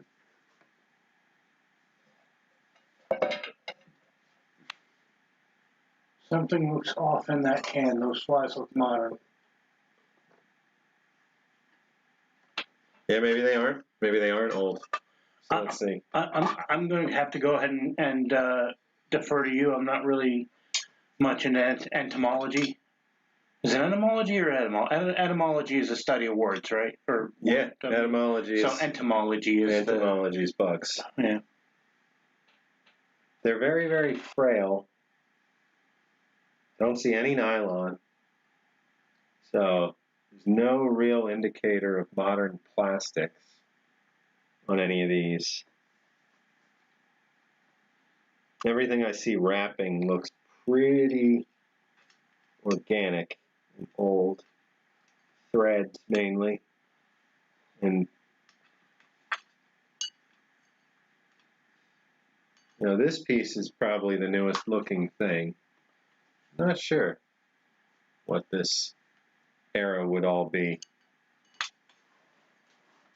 Well, actually, I'm saying there's no plastic, but I'm handling plastic fishing line. So, definitely newer than the 50s. Oop. As I throw a hook at Pete, let me put this stuff away before that. They smell quite organic, if you want my actual opinion. You smell something? I smell something like I would smell at the side of the road. I don't smell anything. I could be wrong. Could be, you know. I mean, I don't have the best sense of smell, so.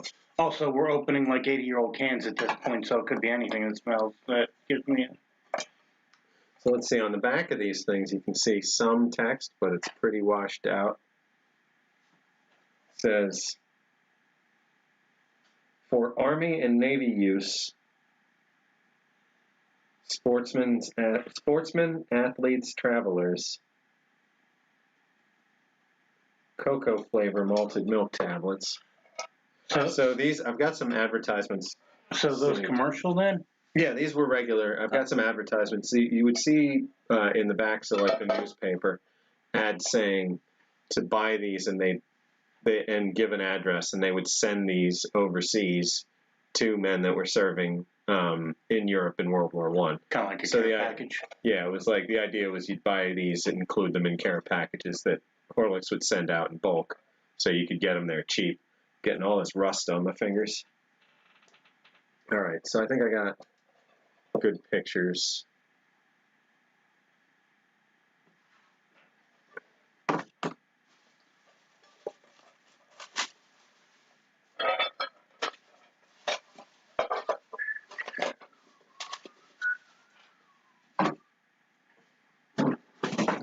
All right, we've got a reproduction World War II Russian ration. That sounds neat. We've got, I don't know, I'm just thinking what all's in here. There's mostly cans and stuff right now. You're trying to put like items together. Okay. So we'll see. Move that Italian.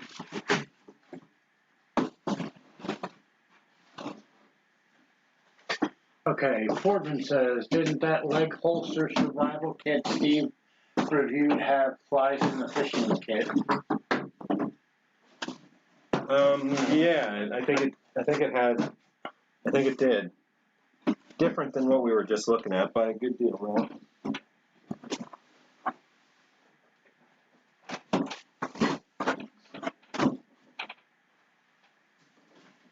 What do we got in this hodgepodge? So much random stuff. So, in the spirit of these one-off random things, I'm thinking, this belongs somewhere better than this. So this sounds full. Oh, that sounds full. Oh yeah. So we got empty cans. We got these compo cans. Got matches. So we got civil defense stuff. I saw a box of civil defense stuff over here. Whoa! All right. Gravity works. Tossing that around. So, full tablets. Fuel tablets. Canadian, British. What's a Canadian leather jerky?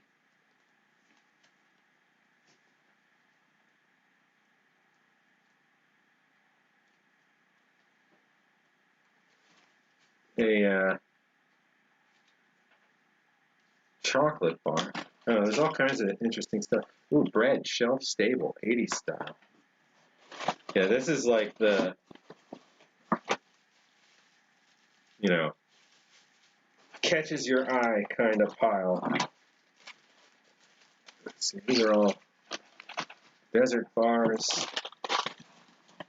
Let's see, we got heat. Reminds me of trying to organize a room and sitting in the middle, wanting up, sitting in the middle, reading a comic book, wearing a propeller beanie. You know, you just forget what you have, and suddenly you're in a different world. Yeah, you guys are probably just seeing me poke at all this random stuff. So, like Pete said, at least the artificial gravity in Sean's office work. Yeah. Got Topps gum. We've got Topps, like the card company. Yeah. We got a World War II chef's hat. Got all kinds of dumb stuff.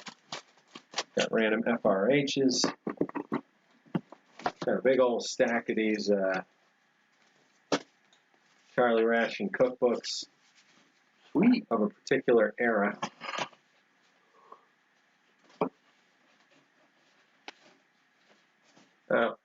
For a while, the backs of the boxes for MREs were postcards. So I have just one of those loose.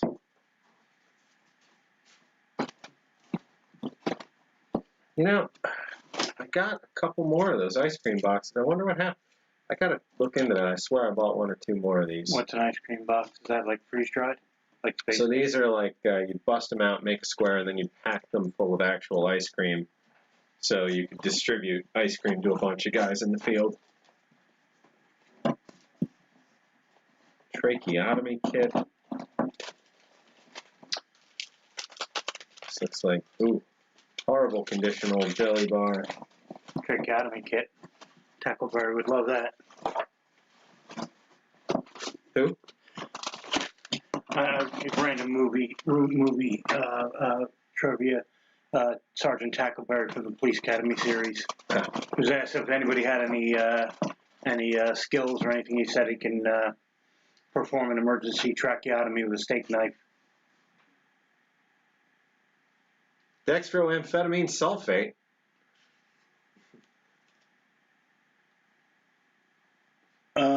We got ourselves some pilot speed. So 6 tablets from probably the 70s. Oh, no, 1955. Let's see, so we got issued May 1955. So this is the kind of thing that would be in Survival, Escape, and Evade. Emergency.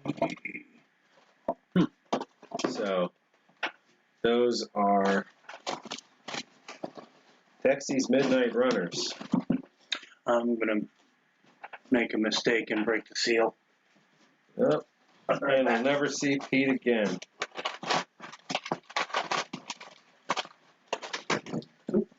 Yeah, this box is just nonsense. That's why it was one of the very last. It's hard to figure out like where this stuff belongs. So, you know, honestly, it's better to give it a shot, record it, and just know that we have it and that it's in a box somewhere than to skip over it. So, any of the canned stuff, I think I'm going to try and put together in a new box. There's a lot of just one-off things.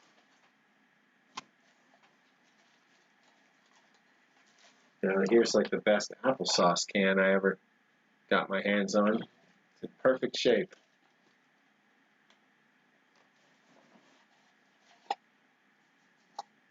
Is this from that one I just busted out and went through not too long ago? I don't think so. I want to say that one had some staining on it. But that came out as like a big old brick of black jelly, if anybody recalls. Got some random first aid stuff. It doesn't belong with any of this, so won't keep it with the Army stuff.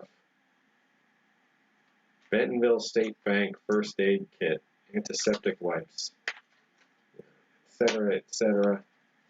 Small Carlisle dressing, ammonia salts.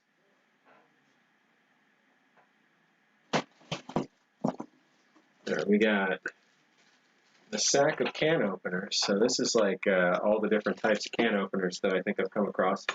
So take a look at that. We've got our collection of water purification types, ranging from the great big tablets of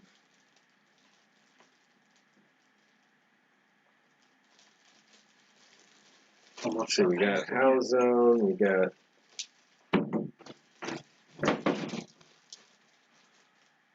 iodine. I'd love to have a full reprint of a Charlie Ration cookbook. I must have missed something. What's a Charlie Ration?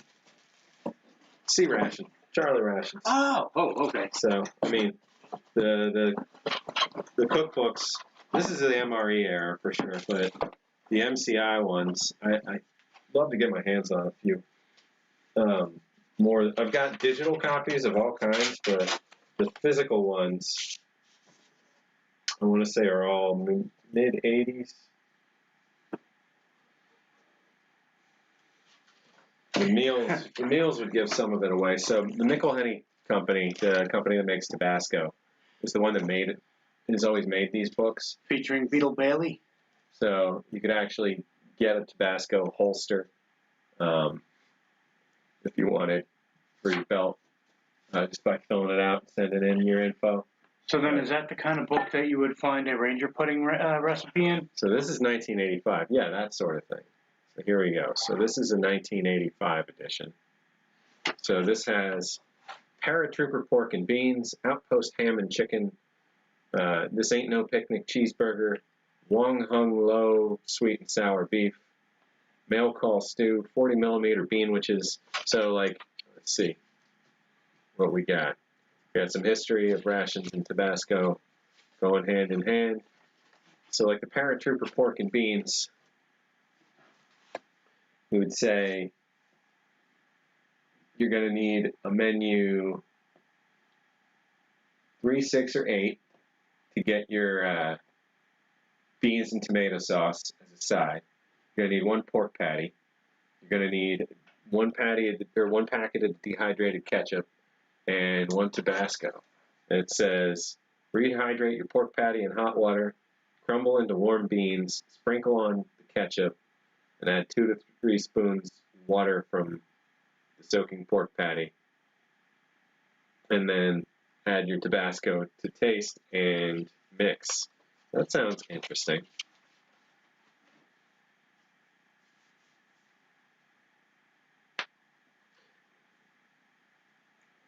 So let's see, we got Backpack Bakery brownies, had cocoa, sugar, coffee powder, hot water, and a chocolate covered brownie.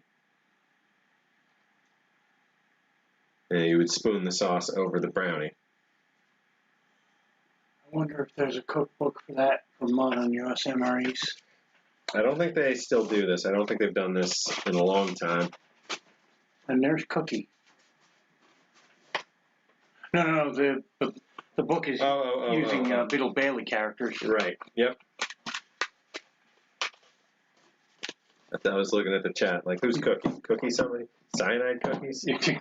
That's the first name I thought of. Dan or, right, from Australia. I was going to say from that made-up country that he's never going to get me to believe is real.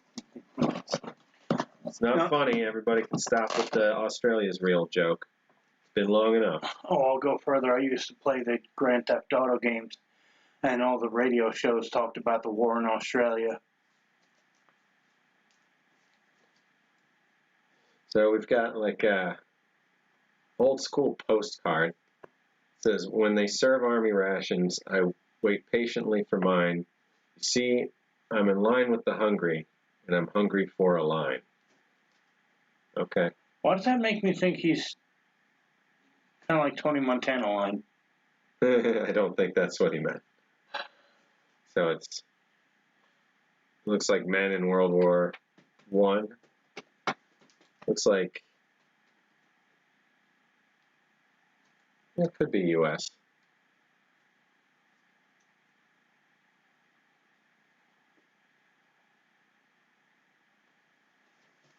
So I don't know. Like, yeah, we got stuff. We got a pretty wild variety of things. Oh, hey, here's another one of these booklets from an essay.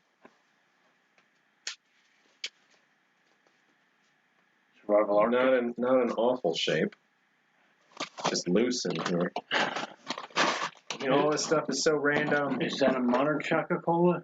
Or is that a Army Coca-Cola? This is a modern empty can. Yeah. Blue is dark chocolate, right?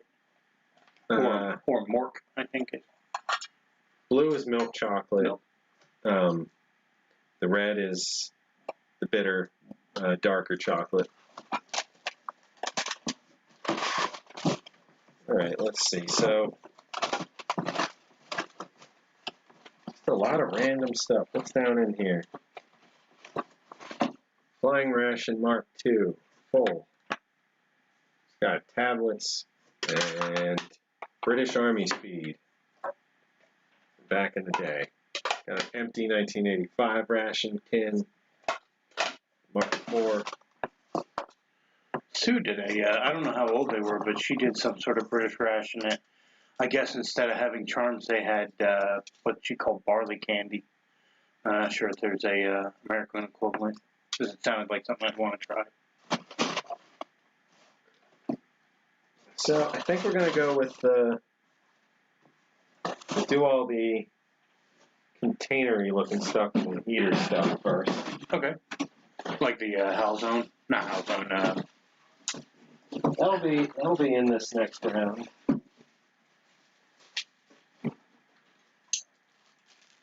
Alright, let's see.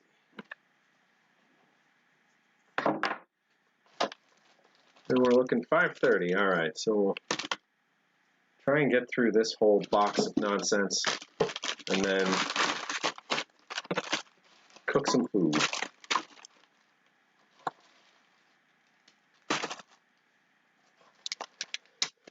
Alright, let's see. This can go back in that pile.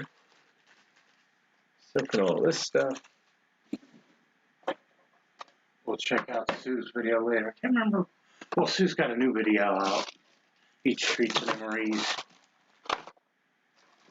But I think this one was a few months back.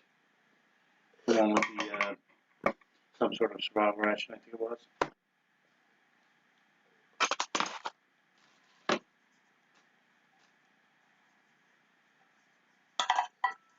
Just empty B unit cans, I don't know what necessarily to do with them. Sweet chocolate bar, amphetamines. Every time. It's funny.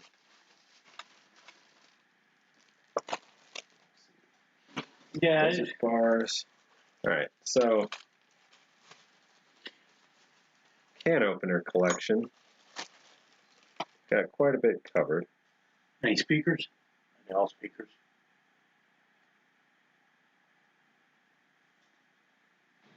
What do you want to call that? Just can opener collection? I'm gonna Are they all one type? try to read this one.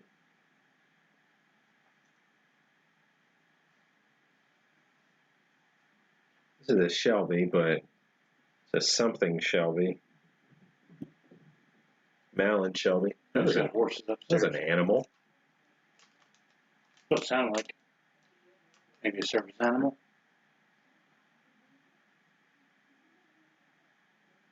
Alright.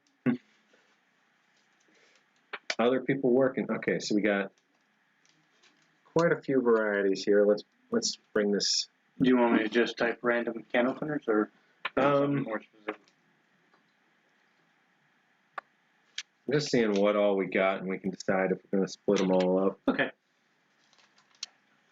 I got a newer Shelby P038, P38 a couple of months ago. Yeah, same thing for me, Chandler, but I got a P51 because I got these big man hands. So we have That's the thing. We were looking at one earlier that had. Oh, that was packed with something. It's hit or miss with the flea market, but it's one of the better places to find military stuff. You can actually see condition and touch and all that.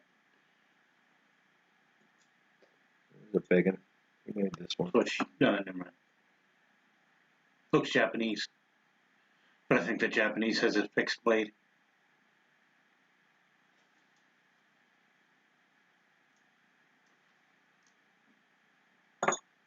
Be right back. I do know where I have one that's supposed to be in this collection.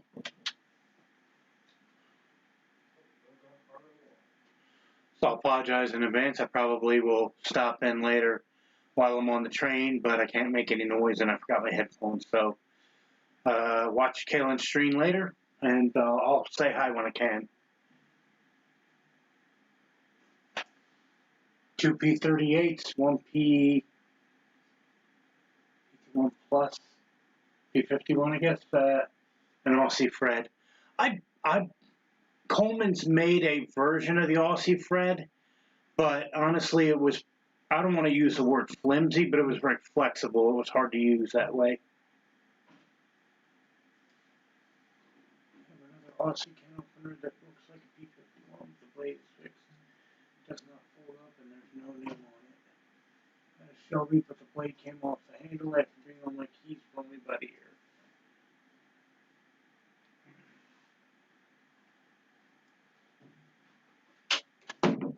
All right. Sneaking through. Okay, so I also had these two. Ooh, in cellophane. Or is that taped? One of them's in a little plastic pouch. And at least one of these is from Tim. So we've got 4 of this Malin Howe in bags, 2 Malin Howe out of bags, 2 JW speaker in bags, or in pouches, and 1 Shelby Corp. So we've got Malin Howe. Wait, no, not Howe. Malin Hardware, but it's Shelby. Malin Shelby. Okay, got it. Malin Shelby. And then earlier than that, we've got just Shelby. Cool Air. We've only got the 1 Cool Air. Is that the big one? No, the big one, I'm not 100% certain. Doesn't have a make on it. So here's the Cool Air one. You see, it's a really nice clear label. Same picture as this one on the Shelby Corp. So I wonder if it's like going through Warnick stuff as they change to different names. Yeah, exactly. As they combine with other companies. You know, from right away in RFCO or REFCO, and then figuring out where they're made because they moved from Texas to Cincinnati. The Shelby picture stayed the same. You can see between these. The Cool Air picture is the same as the JW speaker picture. So got a nice little collection of those.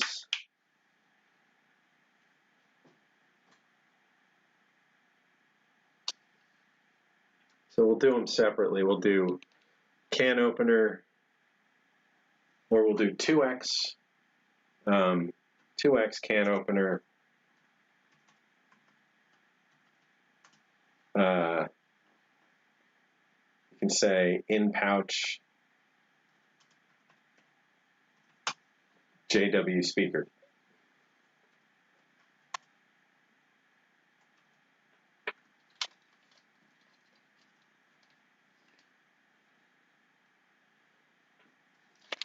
And then 4X can opener in pouch.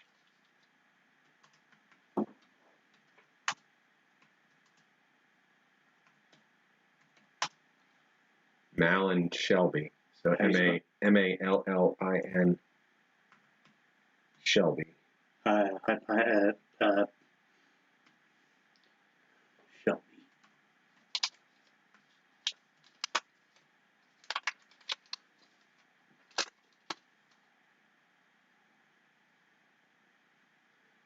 They're all nice. Then Can opener in pouch Shelby. Just Shelby. Just one? Yep.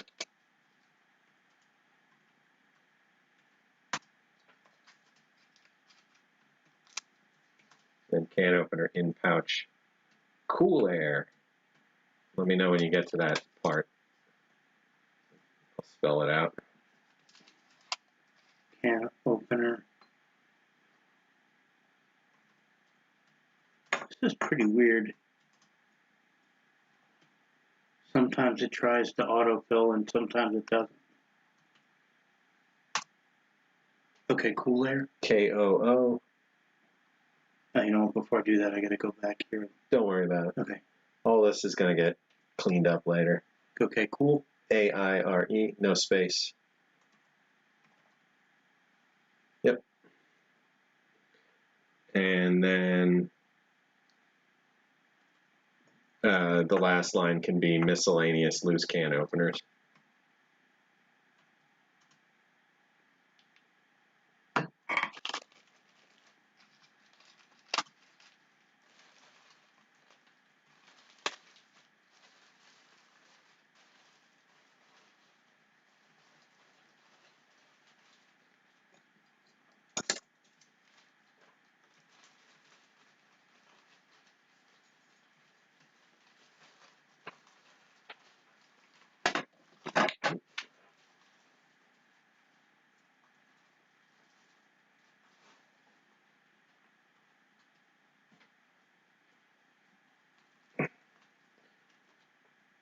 Oh, I never switched the title tags. I keep doing that.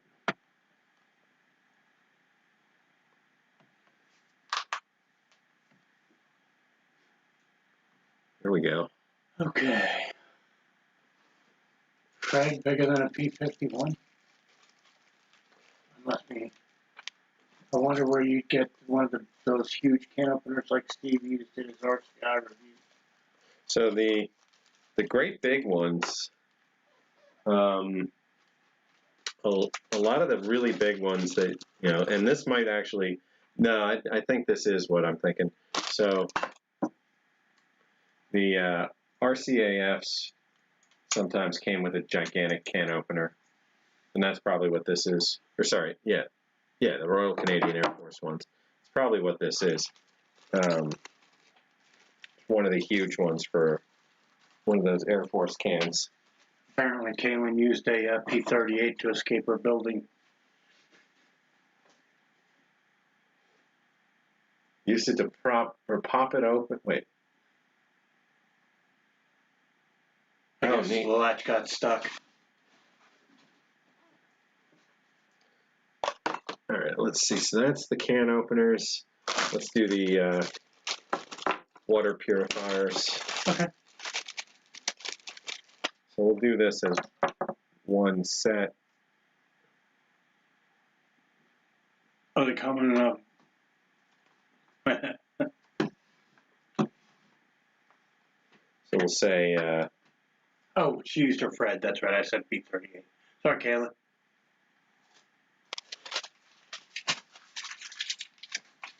Oh, hello, soda I forgot about.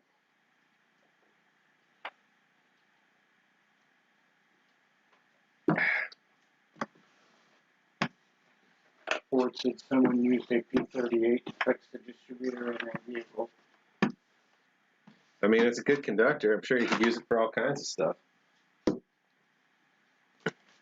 I swear I had a box of Canadian survival stuff somewhere already, so some of these things are going to have to get redistributed back to that. It's not right to swear.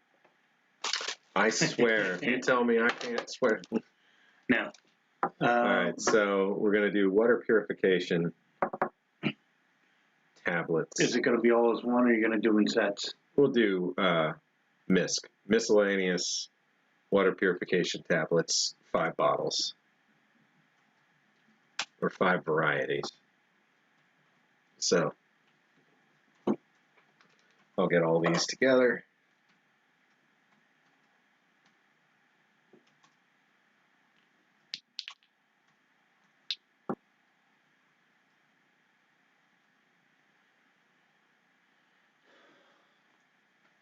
Probably could use a P38 to pop the distributor cap if you had trouble getting it off. I suppose.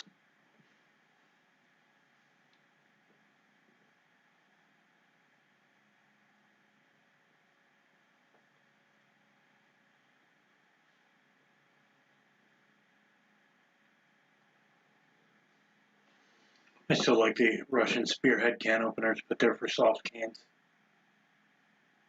Oh yeah, those things are interesting. Plastic, right? Yeah. And they have that, like, you can drag along to kind of cut the foil on a thing. All right, so that's that item down.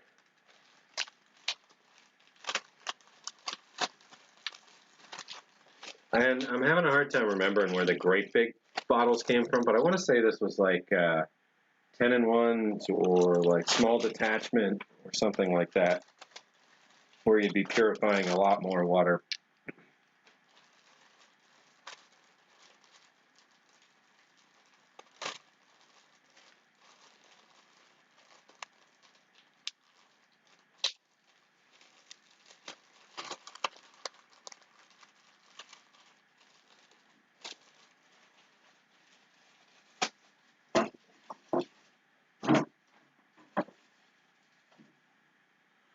The little green things, I have one of those, plus a few of the Russian wood handle can openers. They look like they would be cumbersome to use. Yeah, I was about to say that. I bought, for a short time. What are they? We're on fuel compressed trioxane. ×2? Yep.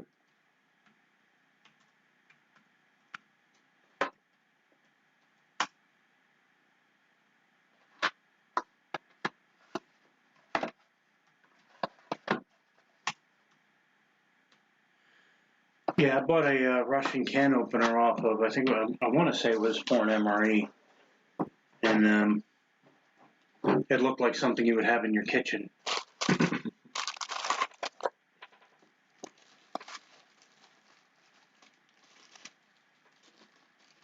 Use a better bag for this, but not right this moment. Is that fuel? These are trioxane tablets.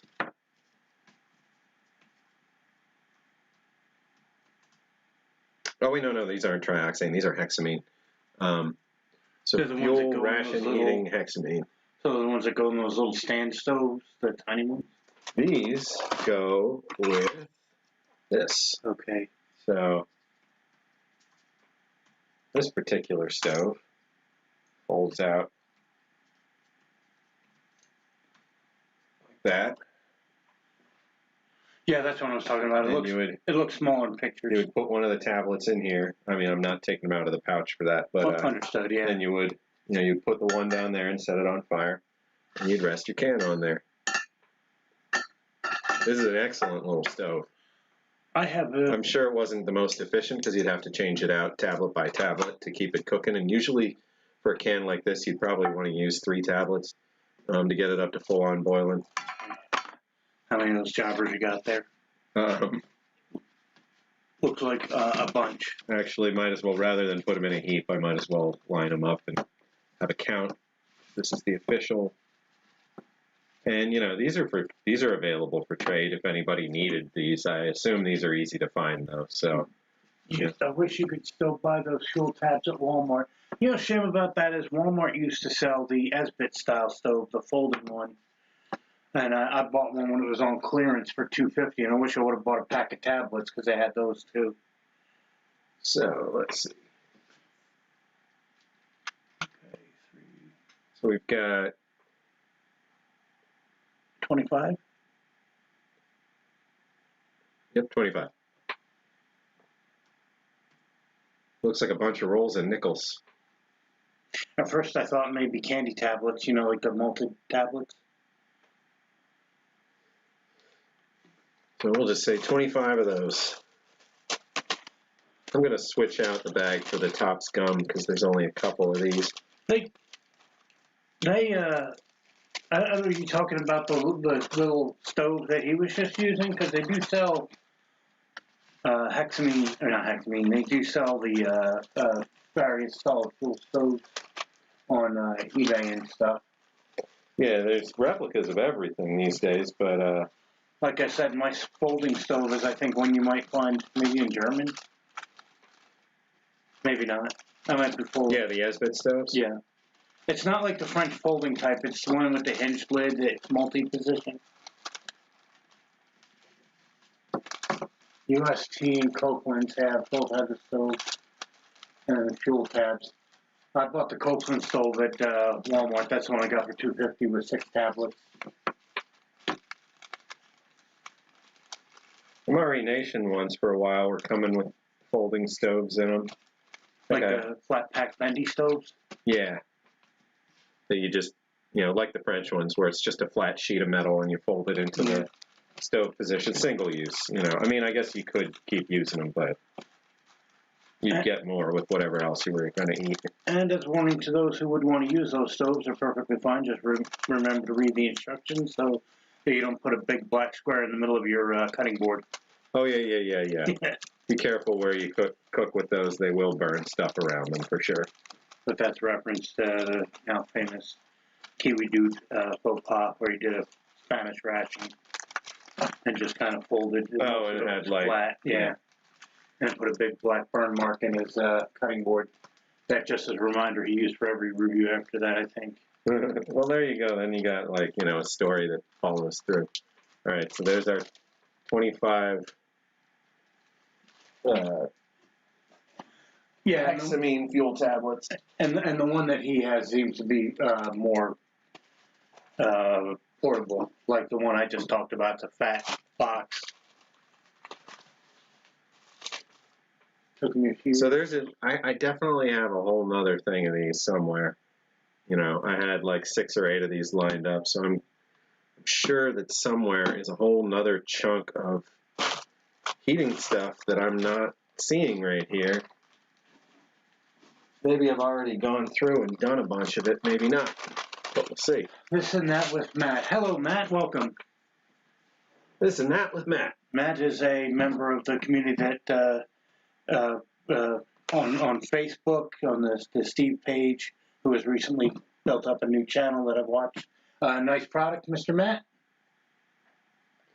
Yeah, the MRE, the Steve posting. That's a fun group. I'm only recently joined in there and trying to comment. I'm new to Facebook, so bear with me. In all honesty, that's probably more than the live streams. That's probably where I know most of the people in the Ration community from, outside of commenting on YouTube videos. So here we go. Here's easy to look at. Hexamine tablets. So we're going to have 2 tubes of hexamine. Ration heating individual hexamine.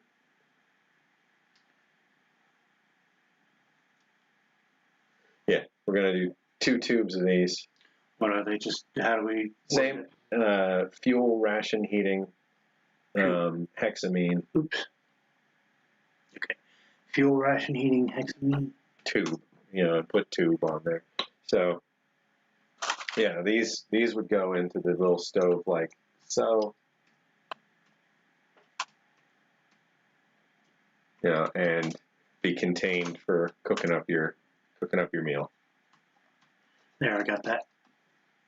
So we got 2 of those, so we can get some good pictures of them. So is that directly after the 25? Because I know I started rambling. Yep. Okay. Nice one, Riley. I have a 12 by 12 granite floor tile in my kitchen. I use to put hot pots on. Okay. Oops, sorry. I guess we're still talking about the stove burn thing. Oh God, I've burned so many things in my houses over the years. In all honesty, I've had those stoves in particular. I thought to be great for an emergency, but from what I understand, these tablets stink to high hell. Oh, they smell like fish. When they're burning, I don't know. They're not so bad. Well, I don't know. I know. So these we don't have a ton of time. These we got fuel tablet ration heating. These are the wax kind, so we can say fuel tablet ration heating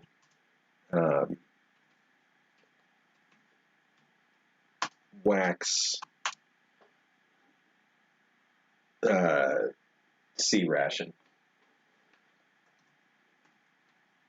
These would get separated into segments. X2? Yep. What the hell? Huh. That's just the right click menu. That's not a touch screen.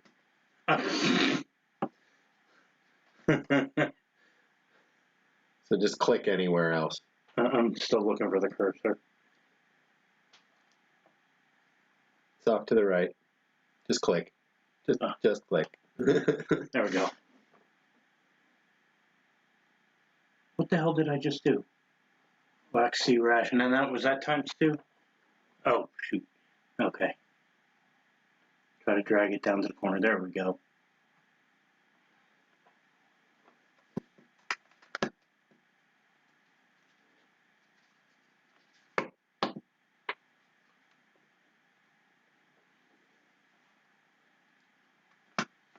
These are made by Columbia Wax Works.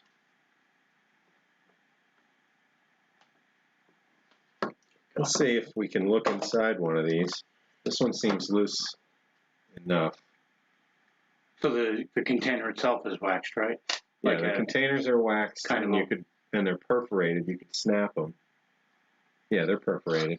So the bars themselves were scored inside, and they would snap with the box. So you could just break it at the, break it on the score lines, and have the waxed outer box be your starter, and then this inner wax brick has some sawdust in it, and that would cook up your meal. So each soldier would need one of these for a day to eat 3 mains. But so these were handed out separate from the actual C rations, and then with the 5-in-1s or 10-in-1s, there was a hot brick kind of thing. It was a cube version of one of these that was 3 ounces or 5 ounces. I've never gotten my hands on one of those. Every now and then I spot one, but they tend to get pretty pricey. So, one of these days I'll get that variety too. I'm always looking to cover as much as I can in terms of ration heating, because that's an integral part of ration history, and it's something that evolved along the way. We tried all kinds of things. All right, next ration heating item, we've got fuel tablet ration heating. So this is Solo. This is Sterno, basically. gel fuel. Yep. So They're talking about alcohol stoves now. I have what they call, I guess, a twig stove, a flat pack, but it comes with a little cup, so if I want to use alcohol, I can do that, but it's not a very big cup, so I can't imagine it would last very long.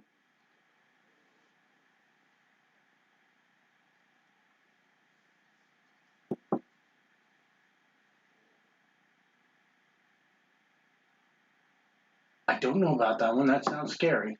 They ended up using C4 instead of fuel tabs a lot, didn't they? yeah, just burning C4. So you could set fire to might have been C3 or C2 or something, but yeah, you could take the clay-looking compound and you could just set it on fire. It wasn't extremely dangerous in that state, but yeah, it's definitely something that, I don't know how widespread it was that people actually needed to burn C4 to cook food, but you definitely had it happen, and that's one of those bits of ration heating history that's more interesting and less expected.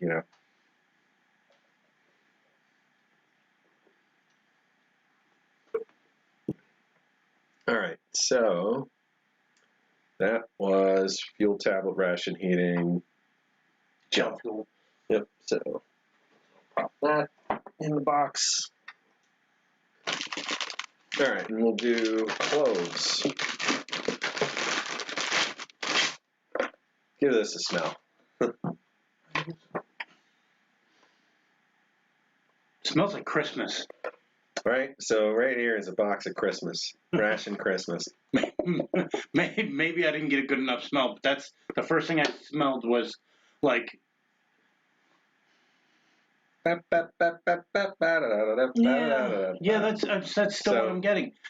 Basically, if you're not from the Philly area, what they smell like, and he'll probably disagree, is Sweetsels. That's the smell I got. The spices from Sweetsel spice wafers. Sweetsel spice wafer. It's an orange box with brown. It comes out around the holidays. Every store comes. I'm sure I've had them. So these are cloves. They're also pretty darn hard. They're a crunchy cookie. Oh yeah, okay. I know what you mean. Yeah, they do. They probably have cloves in them, and cinnamon and whatever else. So these are, this is a canister of cloves from a World War II B ration. World War II B.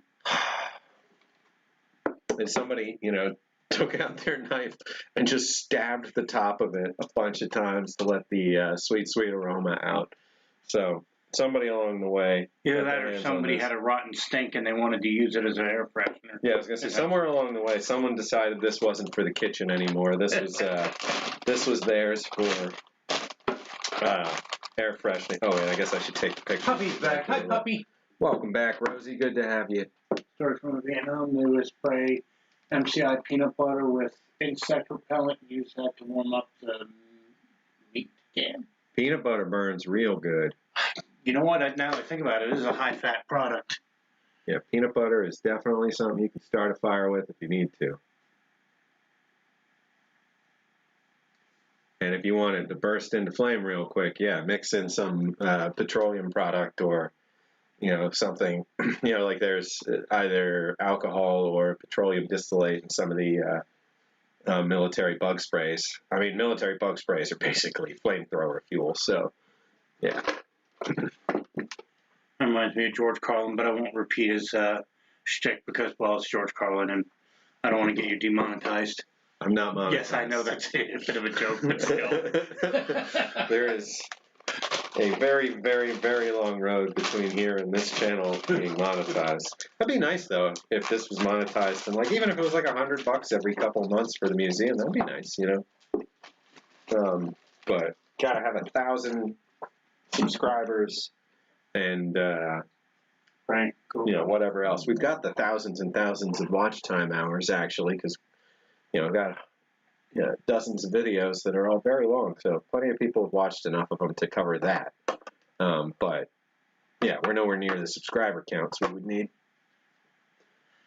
C4 flavored coffee does not sound good. I don't know. We'll buy some from Dollar Tree because that's pretty much what you're getting anymore, I think.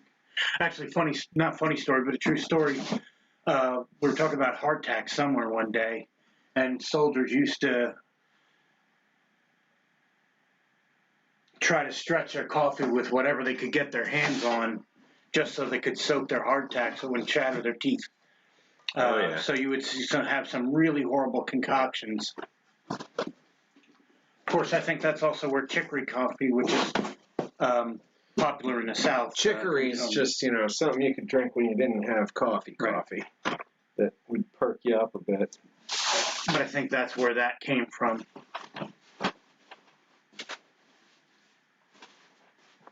Let's see, a little after 6. Probably won't get to the civil defense box today. Close that off. What do we got here? We've got the food packet survival tropical 1963 empty. That one from earlier in the stream, we're going to photograph it, put it in this box with the other things we were just looking at. Food packet survival tropical? Yep. And you said 1963? Yep. Oh, empty shit. No. I mean, darn. Doesn't matter. You can put that at the end. And this is not a... Yeah, but I still got to get back to that.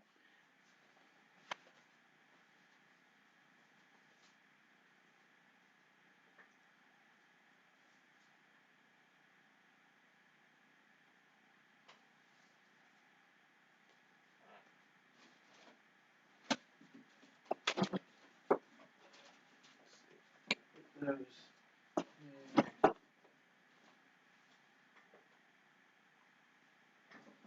Do that. We'll do these other tins.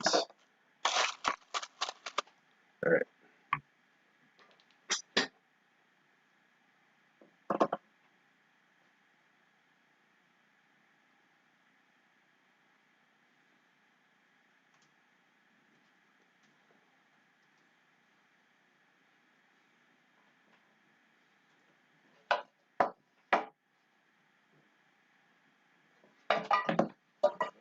There we go.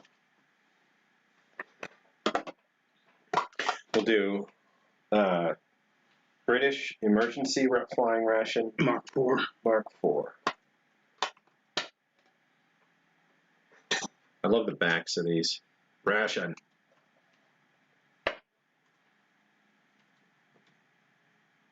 Also empty.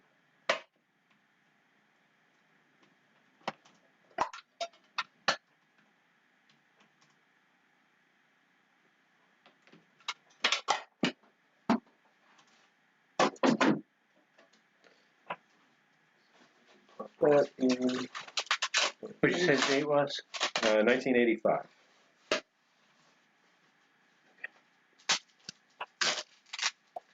Yeah, empty. Yep.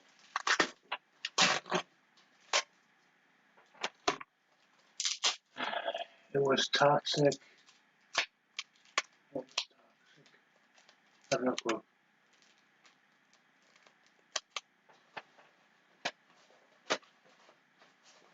Popcorn coffee. I missed something. Yep, there was almost anything that could resemble coffee. Yeah, pretty much.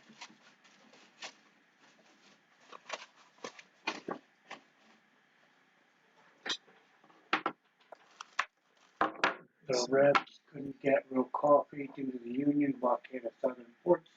Chicory and parched corn were usually all they had. Okay, parched corn was where popcorn coffee came from. I was confused for a second. It's also civil defense. So 2 boxes of civil defense. Let's see, what else do we want to put in this one? These are probably good candidates. We'll do emergency flying ration Mark II. British emergency? Yep.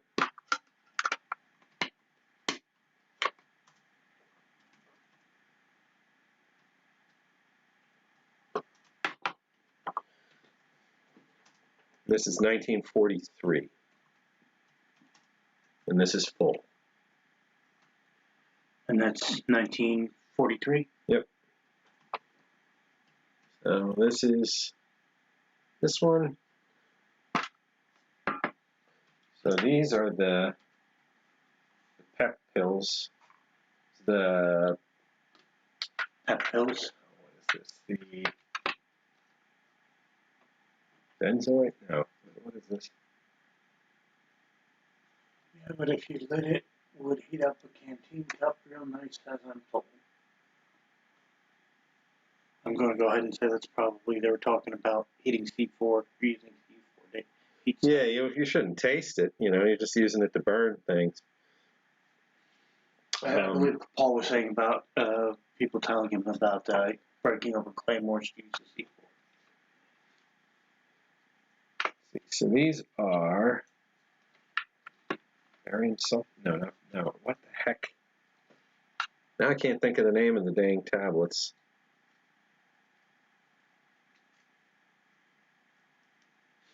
And that's the flying ration Mark II? Yeah.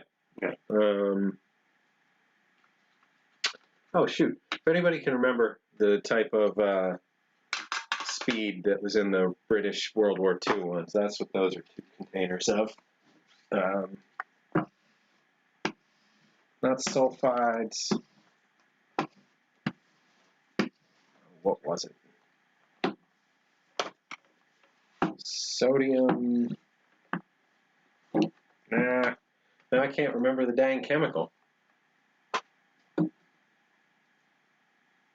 So we have dextroamphetamine sulfate. They had not benzodiazepines. No, was it benzo something? No, it's not going to pop to mind, I don't think. At some point in like an hour, it'll pop into my head. Corey would know, but he's in bed. Yeah, Corey would know, but he's seven getting some sleep because 5 hours ahead, I think. Well, a friend of mine's 5 hours in Limerick. Yeah, same time. What the heck? What the heck? Can't think of it. Oh, well. Like I said, it'll pop back into my head at some point. All right, so let's get some pictures of this one. Okay. All right.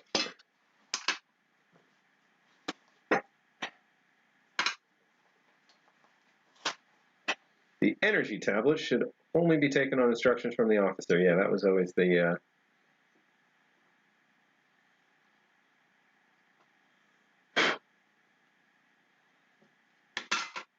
wording there.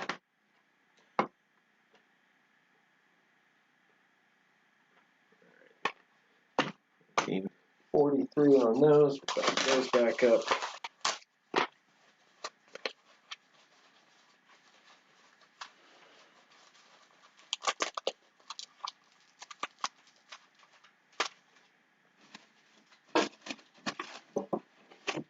Still half expecting somebody to just blurt it out. Probably. Either that or you'll hit your head will hit the pillow all of a sudden. All right, so this one is a 1959 RCAF food packet survival full. Food packet survival full. Yep. Or I mean, you don't. I guess you don't have to write the.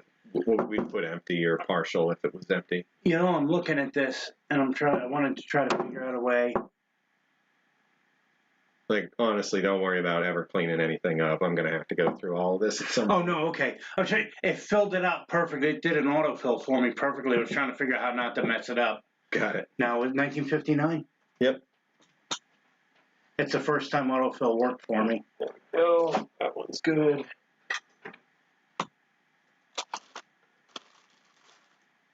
And we'll do... Spam. It's a 1945 Canadian emergency survival ration. This is the one that's got those weird little, like, hard cracker biscuit things and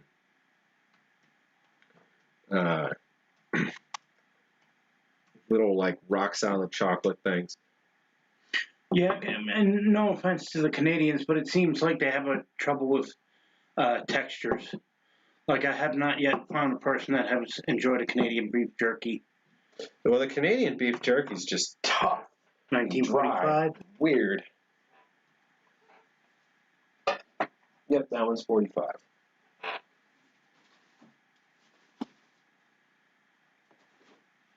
That'd be one of those things I would like to try a canteen cup recipe to see if I could bring it back to meat.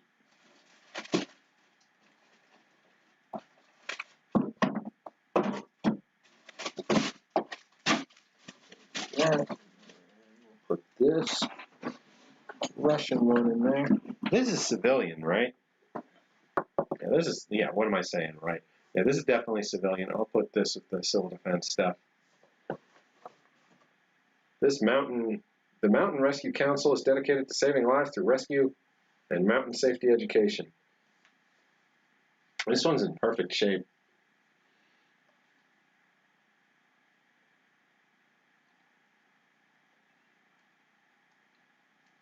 Pilots, hikers, and campers. So this is a reproduction World War II Russian ration. Okay. Do you want me to put we'll just do the whole thing as World War II? I mean, reproduction. I think it's reproduction. This can's friggin' stamped 1944. Russian. And it's got, some patina. But the can itself is stamped 1944. Would they do that on it? Would they go that far on a reproduction? I was never sure about this. I have to dig back up where this even came from. Okay, well, I can always change it if it's not like this, this whole waxed paper thing feels very old. But I mean, like, good reproductions are good reproductions. So just reproduction Russian ration, or is it a specific type? World War II. Oh, I say that. I got. Yeah. That's what I got. Okay. Yeah, I'm not. So this is groats. You know, this is your grain in here, I think, and just in a paper sack. You know, the part that made me think reproduction was this, but yeah. So here's the T. Yeah, this is a reproduction. Because look at it. Like, this pouch, this is way too not World War II. And this box is laser printed. So, okay, never mind. This is reproduction. They just, the can happens to have 44 stamped on it. I've never had the old Canadian IMP jerky, but from reviews I've seen of it, I know I'd love it. So you like the combination meat tree bark thing? Nathan Demery has shown a few of these older civilian survival kits on his channel. Yeah, I've had a couple other varieties on here of old school civilian kits. We've got those ones from the 50s we've looked at, or 57 and 63. Move this stuff up so I can fit that box there. Dried kasha.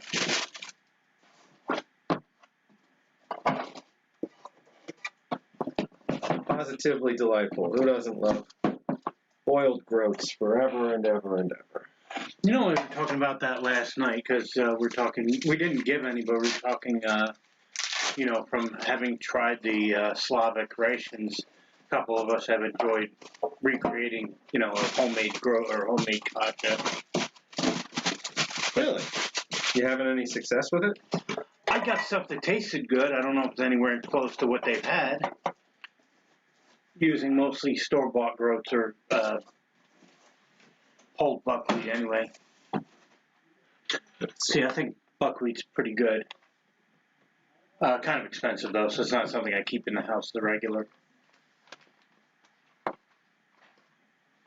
We'll do it like... And then up at the homeless outreach, they gave me a field and stream sleeping bag. I used to have a field and stream camper, a little tow behind bumper pull 14-foot camper. I just like. I hope it's a warm bag. Bust up. I just like smoky, salty jerky instead of the brown sugar flavored stuff that is all you see in stores now. I don't know if they did it or not, but one of the brands that I used to eat bacon jerky from appears to have pulled that particular product. It's a popular brand, but I don't remember which one it is. Pete, you could try making turkey kasha or barley kasha. You know what the problem is? I'm not really I've only had it really mostly in canned soups, but barley seems to be a weird texture to me. A little too chewy. Maybe I'm overcooking it. Well, it's already or undercooking it. Yeah. But I liked the buckwheat. It's kind of like a cross between a barley and a peanut to me.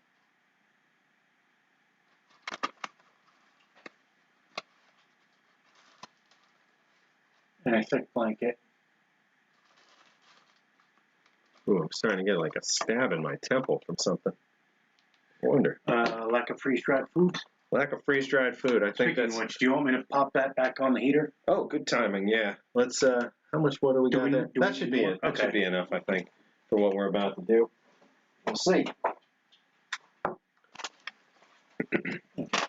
We're still in the Russian. Yeah, we are. Yeah, I think we're gonna stop this box with that.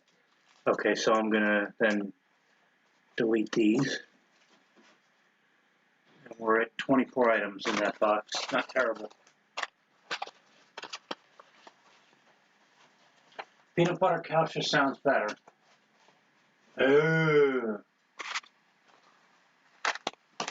I see biltong jerky, and it probably sounds good, but all I can think about of that is listening to a story of Trevor Noah cramming a bunch of biltong in his face because he wasn't allowed to take it to the airport. Apparently, it's a big thing in South Africa.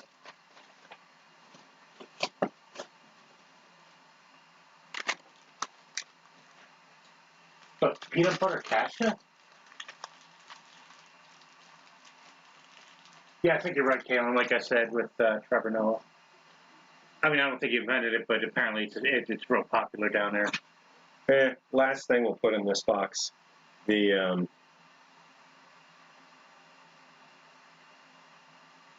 U.S.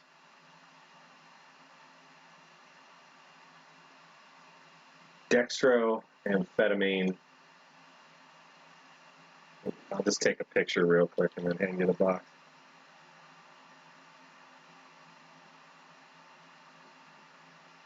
Benzodrine sulfate. Benzodrine sulfate, that's what it was. Hey, it just popped into my head. Okay, I got dextroamphetamine. Is there anything after that? Dextroamphetamine sulfate, 1955.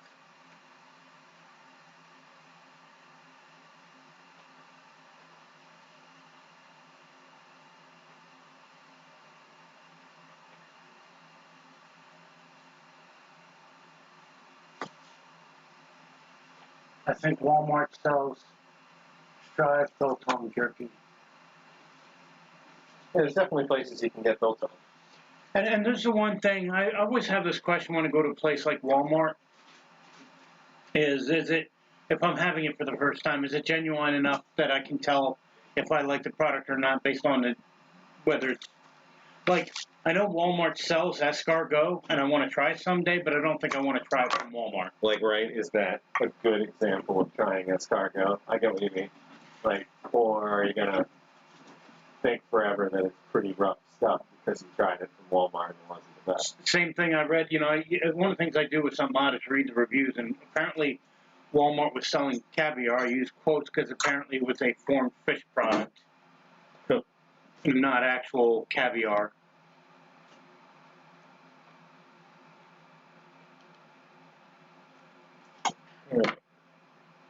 Well, let's see.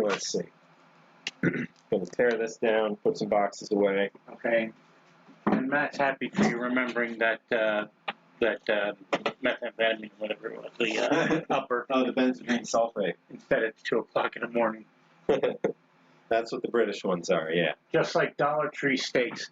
Matt, the Florida boy, uses those in recipes, and they don't sound particularly bad. I think with the Dollar Tree steaks, you got to temper your expectations.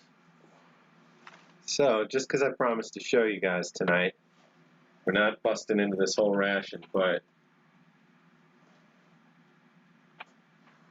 this, like I said, this box is for restoration. Those steaks are always sold out when I go to Dollar Tree. And remember, for being cheap cuts of meat, they're like $5 a pound because it's like 3 ounces a pack. So this is one of those cordials. Ooh, an airplane bottle. 80s or 90s Italian.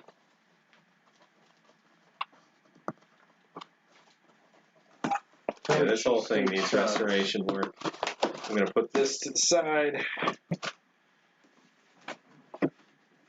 I don't know if you'd want to make cheesesteaks out of those steaks because, from what I understand from people that have reviewed them, like Emmy and Matt, they have a solution with pineapple in it because pineapple is a natural tenderizer.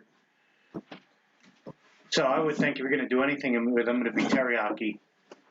Plus, I don't want to insult cheesesteaks like that. Nope. All right, let's see.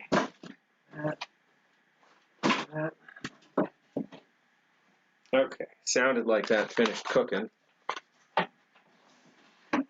That's the name of gas station sushi.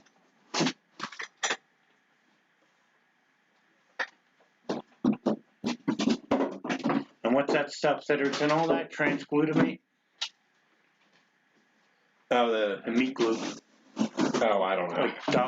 I'm pretty sure Dollar Tree steaks are probably similar to the ham slice we had. They were fine. I mean, as far as texture, I don't know about taste. The ham steaks were good. I like those. They were just salt and ham. You know? Well, the weird thing about that is because they're. Do you want this? This should go home for resto. But for right now, I'll just put it in like that. That's an empty box.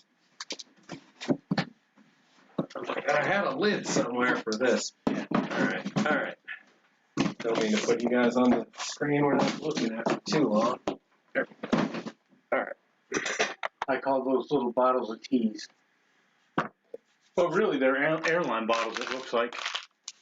Oh, yeah, the cordial one definitely was like the same style as the airline bottle. You can get sushi free with the fill up. You fill up your tank and you can get sushi free here. Gas station sushi doesn't sound like the right choice. You know, in all honesty, I'm not really so much worried about the health issue as I am it's going to not taste very good, because rice, once it's made, really has a shelf life. I mean, I've had Chinese buffet sushi that wasn't very good because the rice already started to dry out by the time I ate it.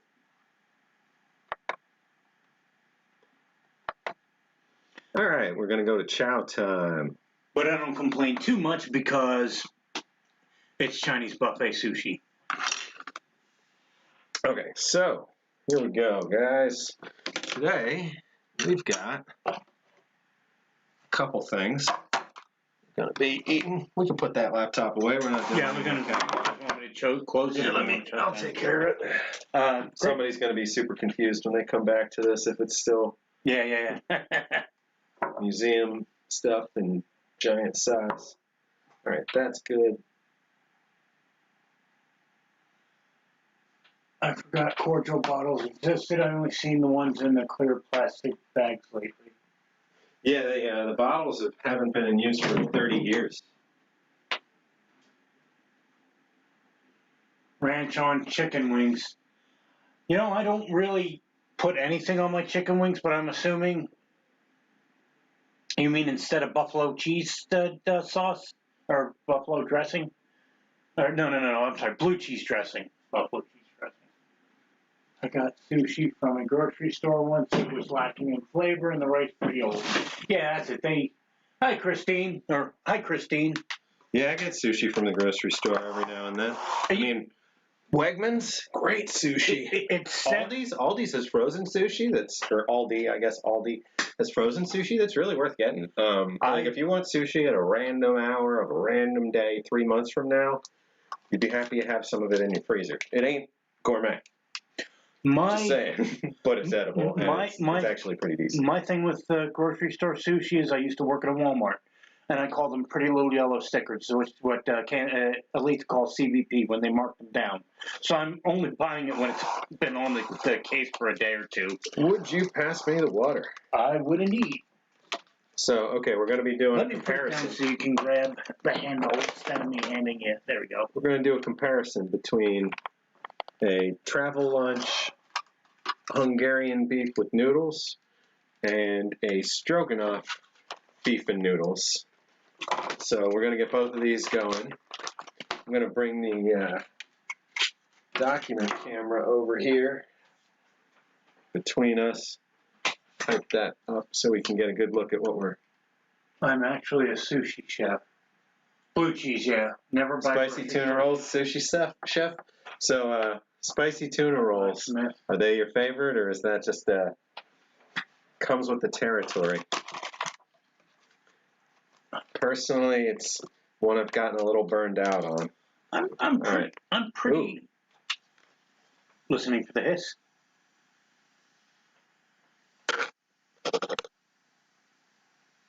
It is really just going. Still. All right, so we got really good seal there. Someone who I don't see much anymore, who is also a sushi chef, I believe, was Ben from Animal Free MRE. But again, I think he did vegan sushi of some sort somehow. Gonna need a pair of scissors, I think. But oh wait, no, I have a knife. Yeah, I was gonna say you have your knife over there, don't you? Nope. That's not turned on yet anyway, so. Most sushi places get lazy and just make it with hot sauce and chopped up tuna. I'm guessing spicy tuna roll.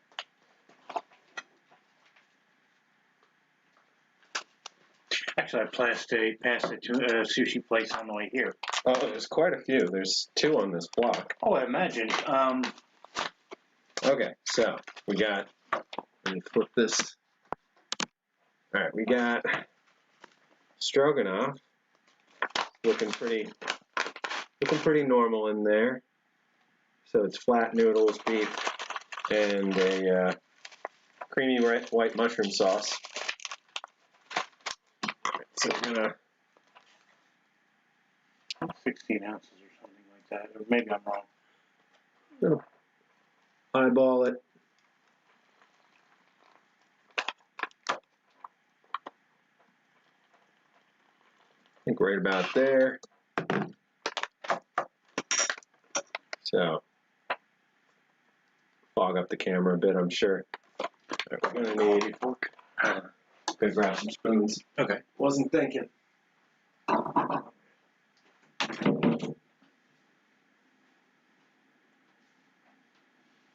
that a Mountain House? Technically, I believe yes. It's a MCW, and it's either going to say Mountain House or Oregon Freeze Dried.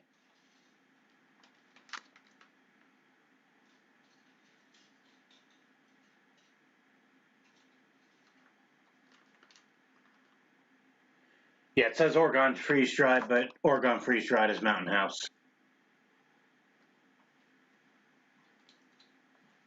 All right, we're gonna go for.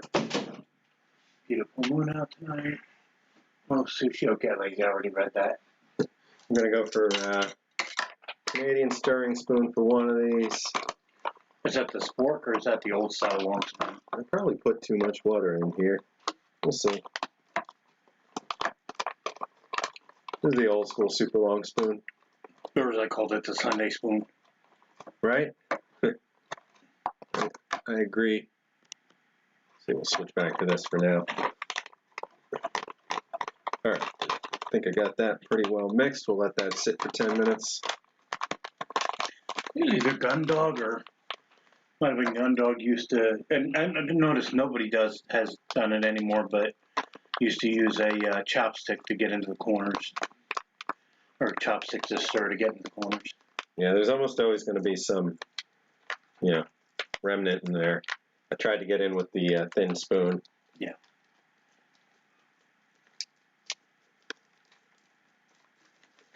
Ooh, hot, hot, hot. So that's which, good. which is why I never really did that.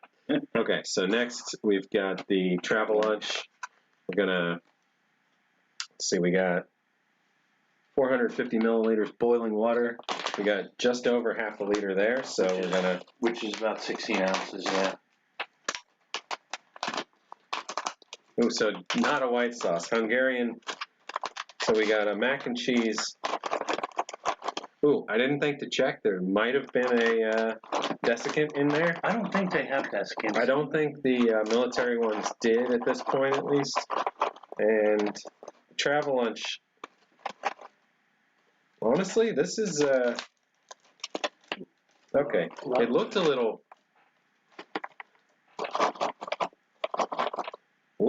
damp, but it's not. So let me flip this back. Papain is the pineapple enzyme. Huh? No, the pineapple enzyme is bromelain. Papain is in papayas. Papaya. My mother used to eat those. The papaya tablets that are supposed to help with digestion. I was talking about with those. Gotcha. Yeah, bromelain is the one that's in pineapple, and that eats us from the inside out. Why? All right, so now we'll put the. Oh, I like grocery store sushi sometimes. Okay, that's. I've never tried that. I use a metal long handle spoon when mixing my freeze-dried entrees. You might be talking about when I said using a a chopstick. Nothing wrong with it when no sushi place is near the beach. That reminds me, I need to wash my mess kit. This seems like too much water, but it was less than half a liter, so we'll see.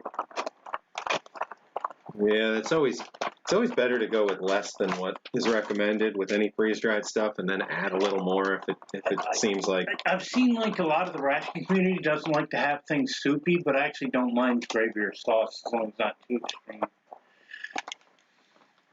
Trying to get in all the corners with this. The spoon's good for that. The spoon, this crazy long spoon does flex and get into these like curved parts of these pouches pretty good. I'm gonna wonder if, since that's Hungarian, it's gonna be more like goulash. This should be more like goulash, I think. All right. So now I'll push some air out of that, and we'll fold that over a couple times. Oop. And I've been doing all that off cam because I'm an idiot. All right, so Spicy Tuna saying, has anybody tried using an ultrasonic machine to thoroughly mix a dehydrated meal?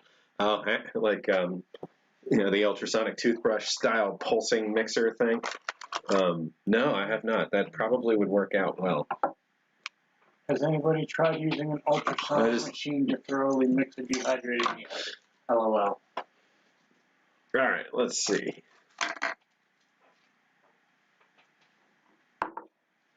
Okay, while we're waiting for these to cook up, we're going to jump right into some...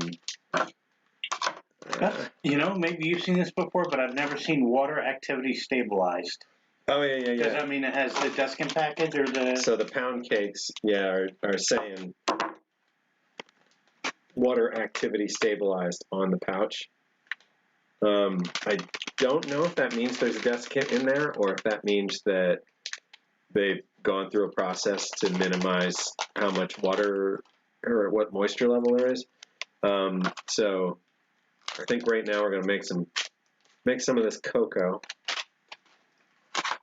So we've got mostly like mid-90s, early 1991, 92 spare components that I had. I bought a whole ton of this stuff in bulk long ago.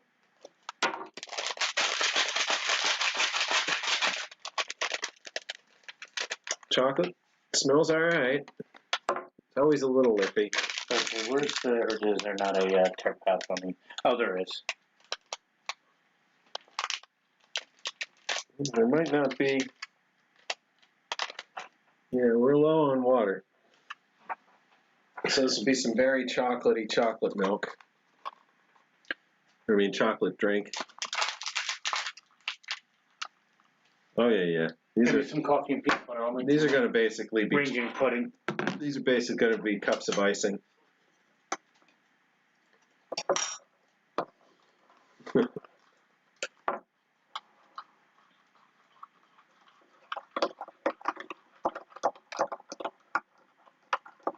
Drinking chocolate. Yeah, that's what these are going to be more like. Instead of chocolate drink or chocolate milk, these are drinking chocolate, which is not a thing we have as much of over here in the States. Just like really, really thick, really rich chocolate drink. I wish I could figure out if anybody sells this style of drink commercially. Yes, I know they sell cocoa, but kind of like Yoo-hoo. It seems like this stuff mixes better cold than those drinks do. So yeah, in this concentration, it is really good.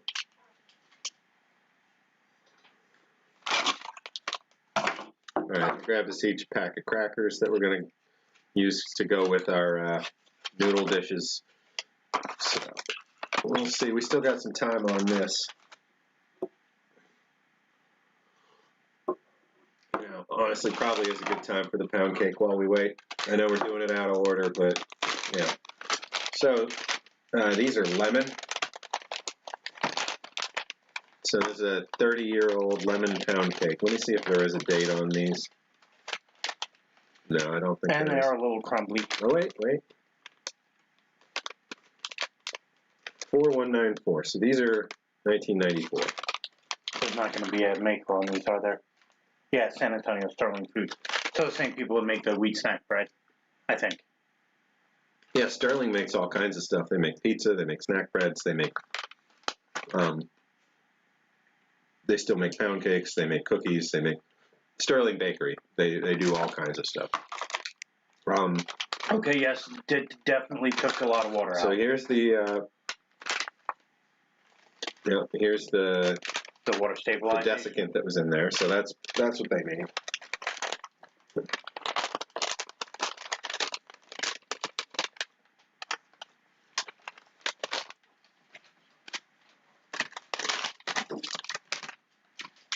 Let's see. Letting it sit. I don't know. There might be the slightest bit of something turning in these. Yeah, I'm getting that tiniest bit under the tongue.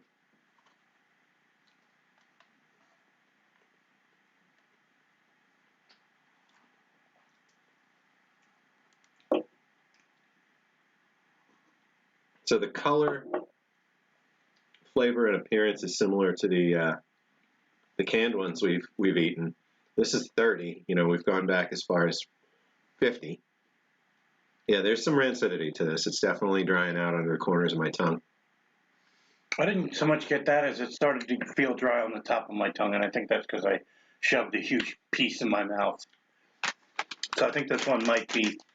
It definitely tastes dry, but I'm not getting that sensation yet. When I eat it, I get just the tiniest twinge back in there. It's when it feels like when you lift your tongue and there's that pull. I liken it to like if your tongue was made out of paper and you're afraid you're going to tear the underside, but you won't. There it is. It's not harsh, but like I said, yeah, it starts to hit on the back.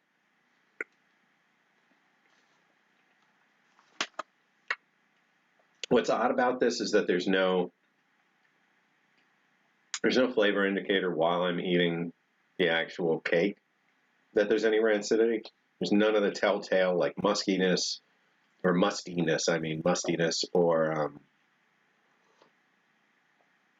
that slight souring when the fat in this is oxidized. This tastes totally normal. It's just the second you're done chewing it, you get that like twinge of your mouth reacting to some rancid oils. Yeah, it's definitely there. It gets more pronounced. Yeah, the more you eat, the more you notice. Again, it goes away in a couple seconds. It's not anything really horrifyingly It's bad. very, very light. Honestly, I don't think it is that dry.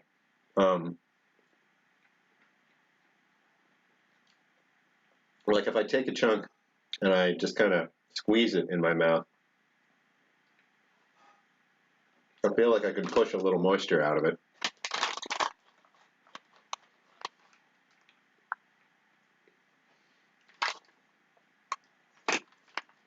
Well, I'm a sucker for anything lemon. Try putting a French pudding on a vanilla or marble pound cake, says Rachel. That sounds really good. The French pudding I had tasted. Honestly, it was supposed to be a vanilla pudding, and it did taste like that, but it had a slight sort of hint of amaretto taste to it. Yeah, the French really have it good, ration-wise. But in all honesty, it was also a little bit thin, so it'd probably be great on a pound cake.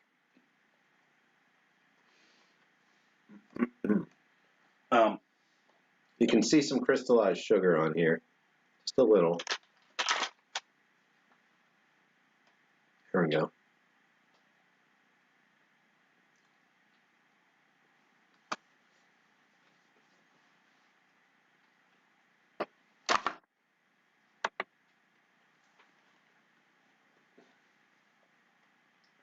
Love putting the Polish condensed milk on pound cakes. It's funny that, Christine, that's kind of the thing that, that created MRE Nation. Hanging out with Bob back in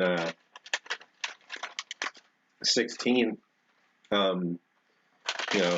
we got to talking about, wouldn't it be great if you could put this on that, if you could combine this piece of this foreign ration with this piece.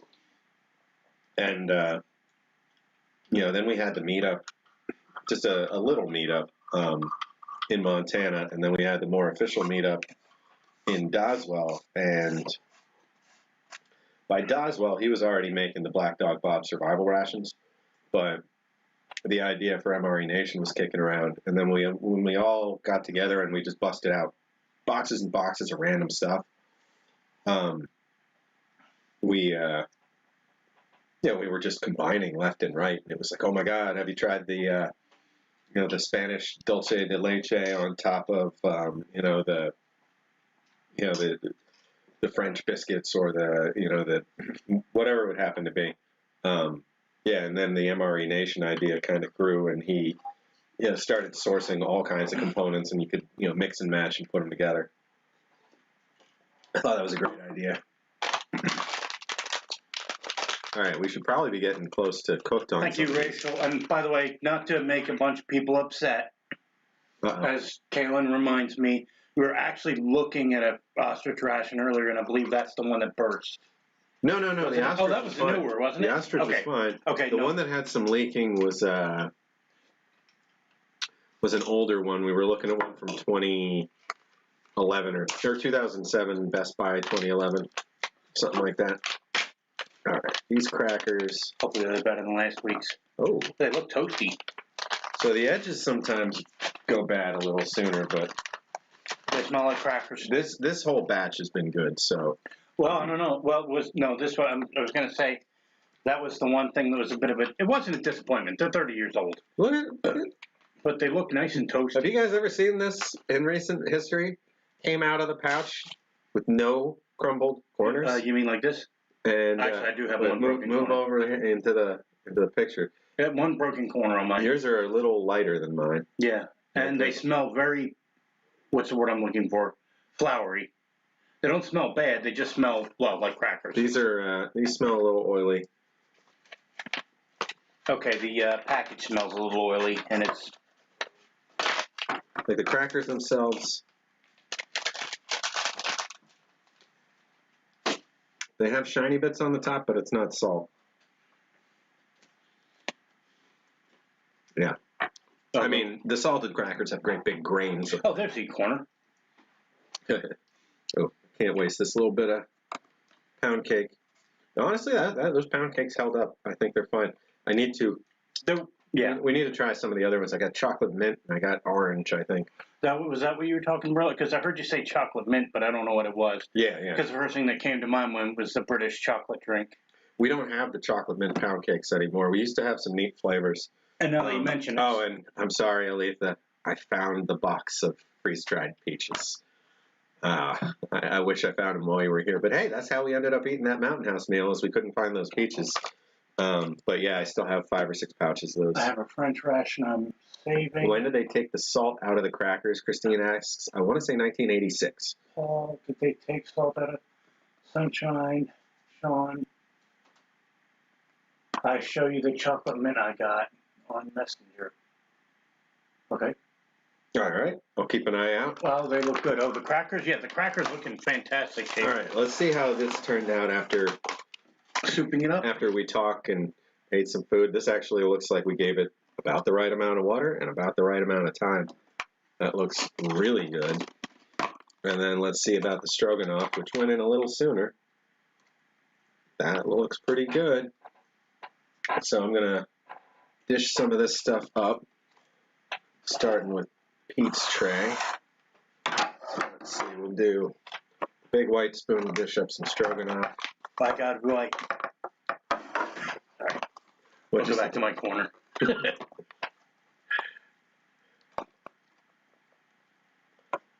Holy moly. Oh, guys, they're stuffing me for Thanksgiving. I mean, these meals are, they are for 2 people. Yeah, well, no, the commercial ones are. I mean, I think it's the same portion, but, well, the travel lunch maybe, because that's commercial. It's an interesting looking noodle. I want to say that Magnus reviewed these, because he did quite a few of these. We'll put these out.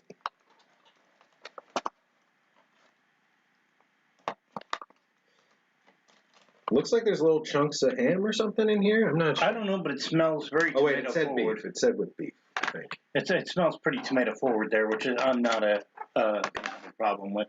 Not going to have a problem? No, I like tomato. Oh, thank God. You know what? I'd really like to find, even if this is or isn't, I'd really like to find myself a goulash recipe, European-style goulash. I'm going to put this chunk back, because that's obviously the corner that didn't mix. Okay, I sent it Sean. Okay, whatever that is. Probably the picture she was talking about. Pictures on Messenger. Yeah. I don't have Messenger hooked up right here, so I'll have to look after. Watch This Always Makes Me Hungry by this nearly midnight here. Oh, geez. So there we go. Christine, you're in... Corey went to bed early. Christine's over... Christine's in London, somewhere near, or England at least. Trying to think, who's the one from Scotland that was watching for a while? Where did she go? I don't know. All right, so got some crackers, got some with the lie lines. Oop. All right, so not much of a not a great thing to compare to each other. They're extremely different foods, but whatever. You can compare how well they hydrated. So we're gonna see about the travel lunch. Mint CC is okay. Which one did you try? The travel lunch? The Hungarian beef. I mean, yeah, Hungarian beef with noodles. The noodles are, well, the sauce is good, but the noodles hydrated. They're not very hard, but they're definitely rehydrated. I'm not getting any that are stiff, so maybe you got more bottom or top. No, they're not. No, what I'm saying is, it seems like they seem normal. They rehydrate quite well. So, and I do taste like a paprika, European type. So let's see what we've got in here. The little chunks of beef are a little chewy, but not dry chewy. They're just a little. Tastes good though. I'd get that again. All right, we got ingredients. There's English. There's French. There's Spanish. There's Italian. There's German. There's I don't know. There's Danish. There's Finnish. Oh, maybe this is Swedish. There's Dutch. Yeah. A lot of, okay, so that's right. We were going to look at the ingredients here. So we've got noodles, durum and semolina. We've got hydrogenated vegetable fat, starch, partially modified starch, beef, gravy powder, maltodextrin, roast onions, salt, natural flavoring, tomato powder, spice extracts, whey products, spices, herbs, flavor enhancer, E621. Oh, it's got E621. I love E621. I do taste the onions, but again, I like onions. We don't have much E621. It's not as good as MSG, but, you know, it's pretty good. All right. And it's good with the cracker. Gonna have to try some stroganoff at this point.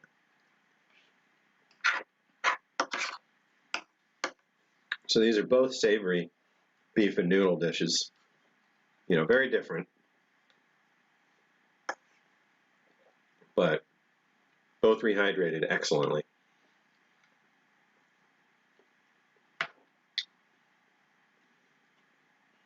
Yeah, the second ingredient in that travel lunch was the partially hydrogenated vegetable fat. Right? So Crisco, basically. Yeah. So definitely oily. Really good though. Very much a fan of it. I will be honest, good with the cracker too. You know, neither of these had a desiccant pouch, which was surprising. I mean, I didn't see one. Hopefully Pete doesn't eat one in a minute.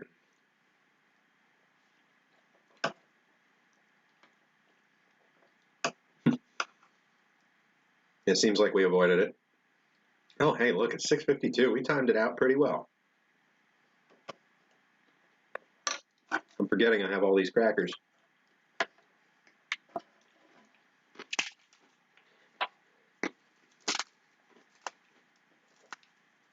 Okay.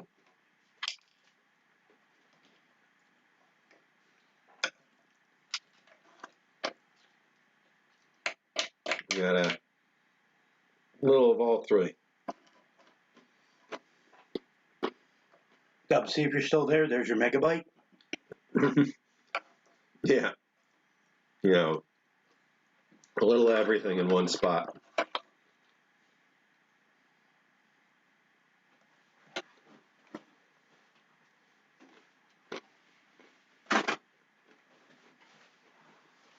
You want a towel? Yes, please, sir.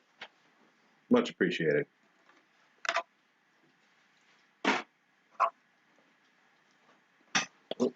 That over here. A little of this, a little of that. Looking awful. All right.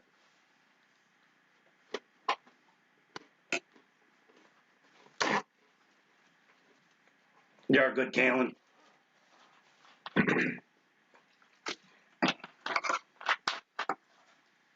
I know they're different animals. Well, same animal, but different recipes. But it seems like the travel lunch is a little bit more seasoned.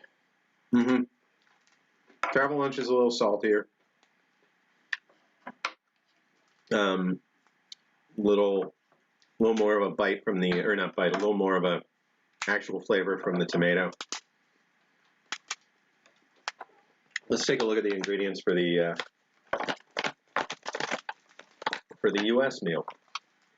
It is a bit longer. All right, we've got beef, sour cream. I'm going to skip over anything in parentheses. Mushrooms, modified cornstarch, corn oil, non-fat dry milk, dehydrated onions, beef stock, hydrolyzed corn torula, and brewer's yeast, wheat gluten, soy protein, lemon juice concentrate, lemon oil, salt, beef base, flavoring, molasses, spice, garlic powder, partially hydrogenated soybean oil, and spice extract.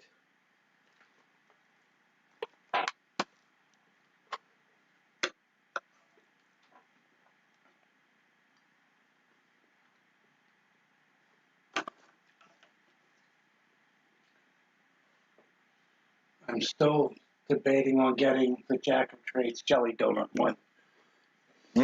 That actually looked like it works, first of all. That looks really fun. I've been meaning to get one of those. The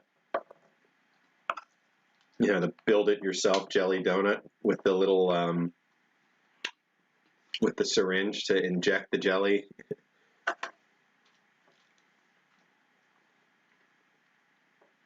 And it's with muffin tops, right? It's not actual jelly, or it's not actually a donut. No, yeah, I think it's a muffin top.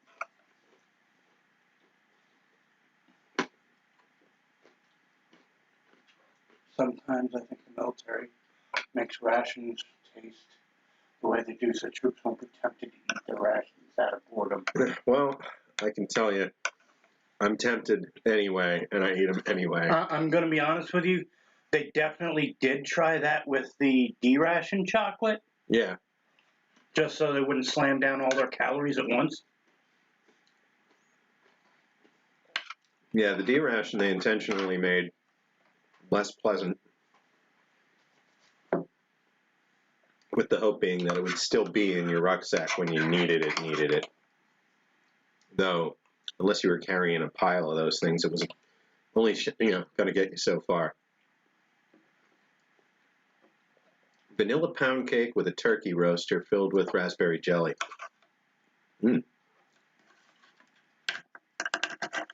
Oh, like the turkey baster. Yeah, the little,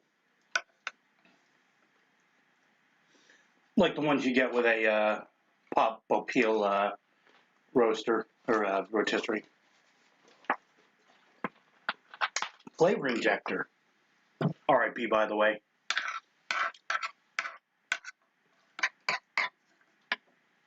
Ron Popeil, you mean? Mm-hmm. Oh, got it. It's like, wait, flavor injector died? It was a fun watch on late night. I never brought his stuff. Not true. I bought his 25-piece nightstand, but I paid $13 at Big Lots.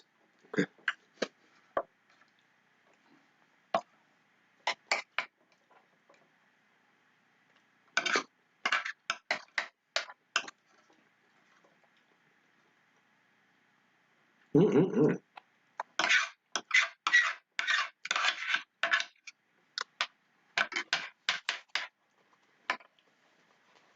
So like I said, these mains aren't ancient. The mains were early 2000s, probably 2005, 2006, somewhere in that range for the MCW, and for this, much more recent.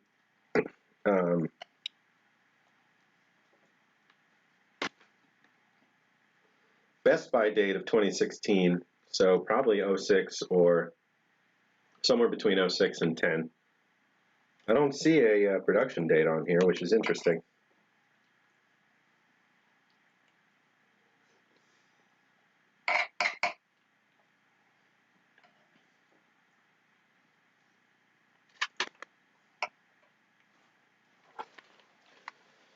Whew, all right. Well, I'm going to call that a success. We got through 2 boxes, but they're complicated boxes, so I'd say we did okay. I think there was close to 50 items all said and done. Ooh, well, there goes the thin spoon. You served me well. Sorry, spoon.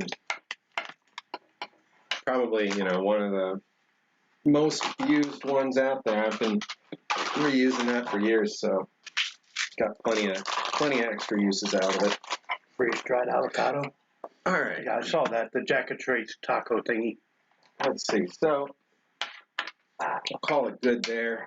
Gonna need a few minutes to clean up and everything. Sorry for the late start. I mean, it wasn't late for me. I talked for 15 minutes to nobody. But hope everybody had a good one tonight. We got a couple more things from folks. We got new season of Curb is on point. I thought that show was over a decade ago. How many seasons is that? I can't stand it. I can't stand it at all. Curb Your Enthusiasm. I know it's like hit or miss, but for me, it's just like it's as miss as it's ever been. I just cannot stand that show. I've never really watched it, but I thought the vibe reminded me a little of Arlen. Let's see, we got during the American Civil War, the Union Army would issue troops 3 days' worth of rations if they knew combat was ahead, but the troops would eat them in one sitting so they wouldn't have to carry them. So I agree with that mindset. When I did my weight loss, it was all calories in, calories out. Count every single thing and do math. And I could do the math months in advance, and it was to the day accurate for the most part across the diet if I stuck to things.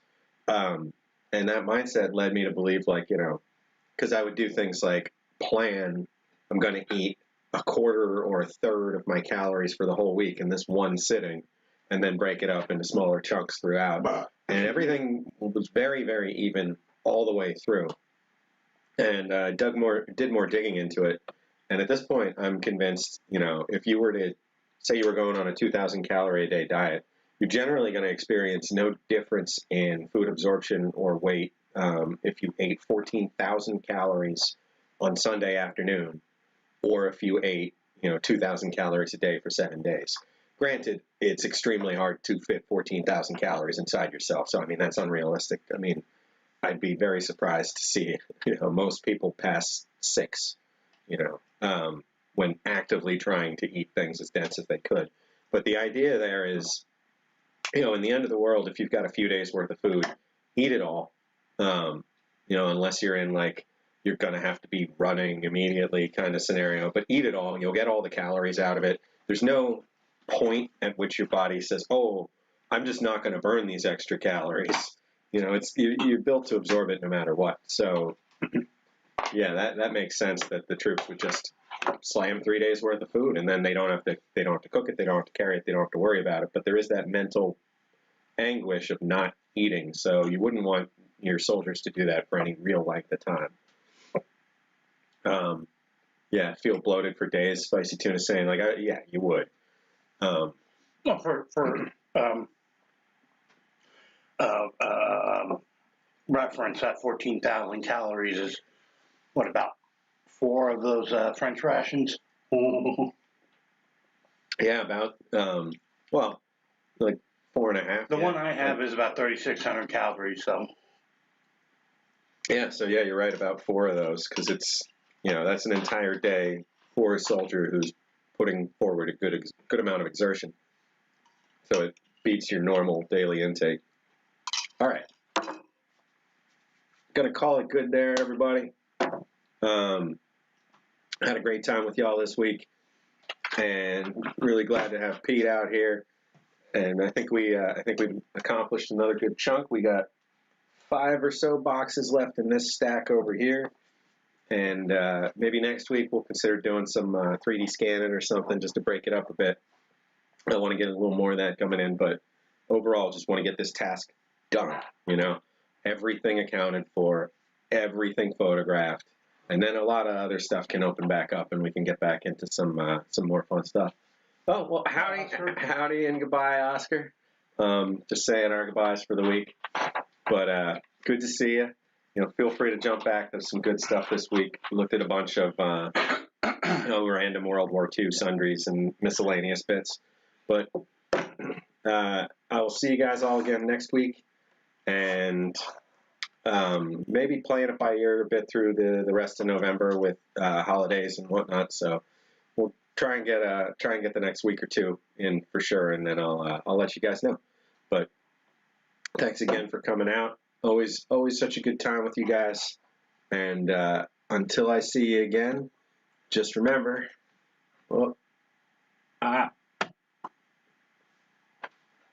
stay rational.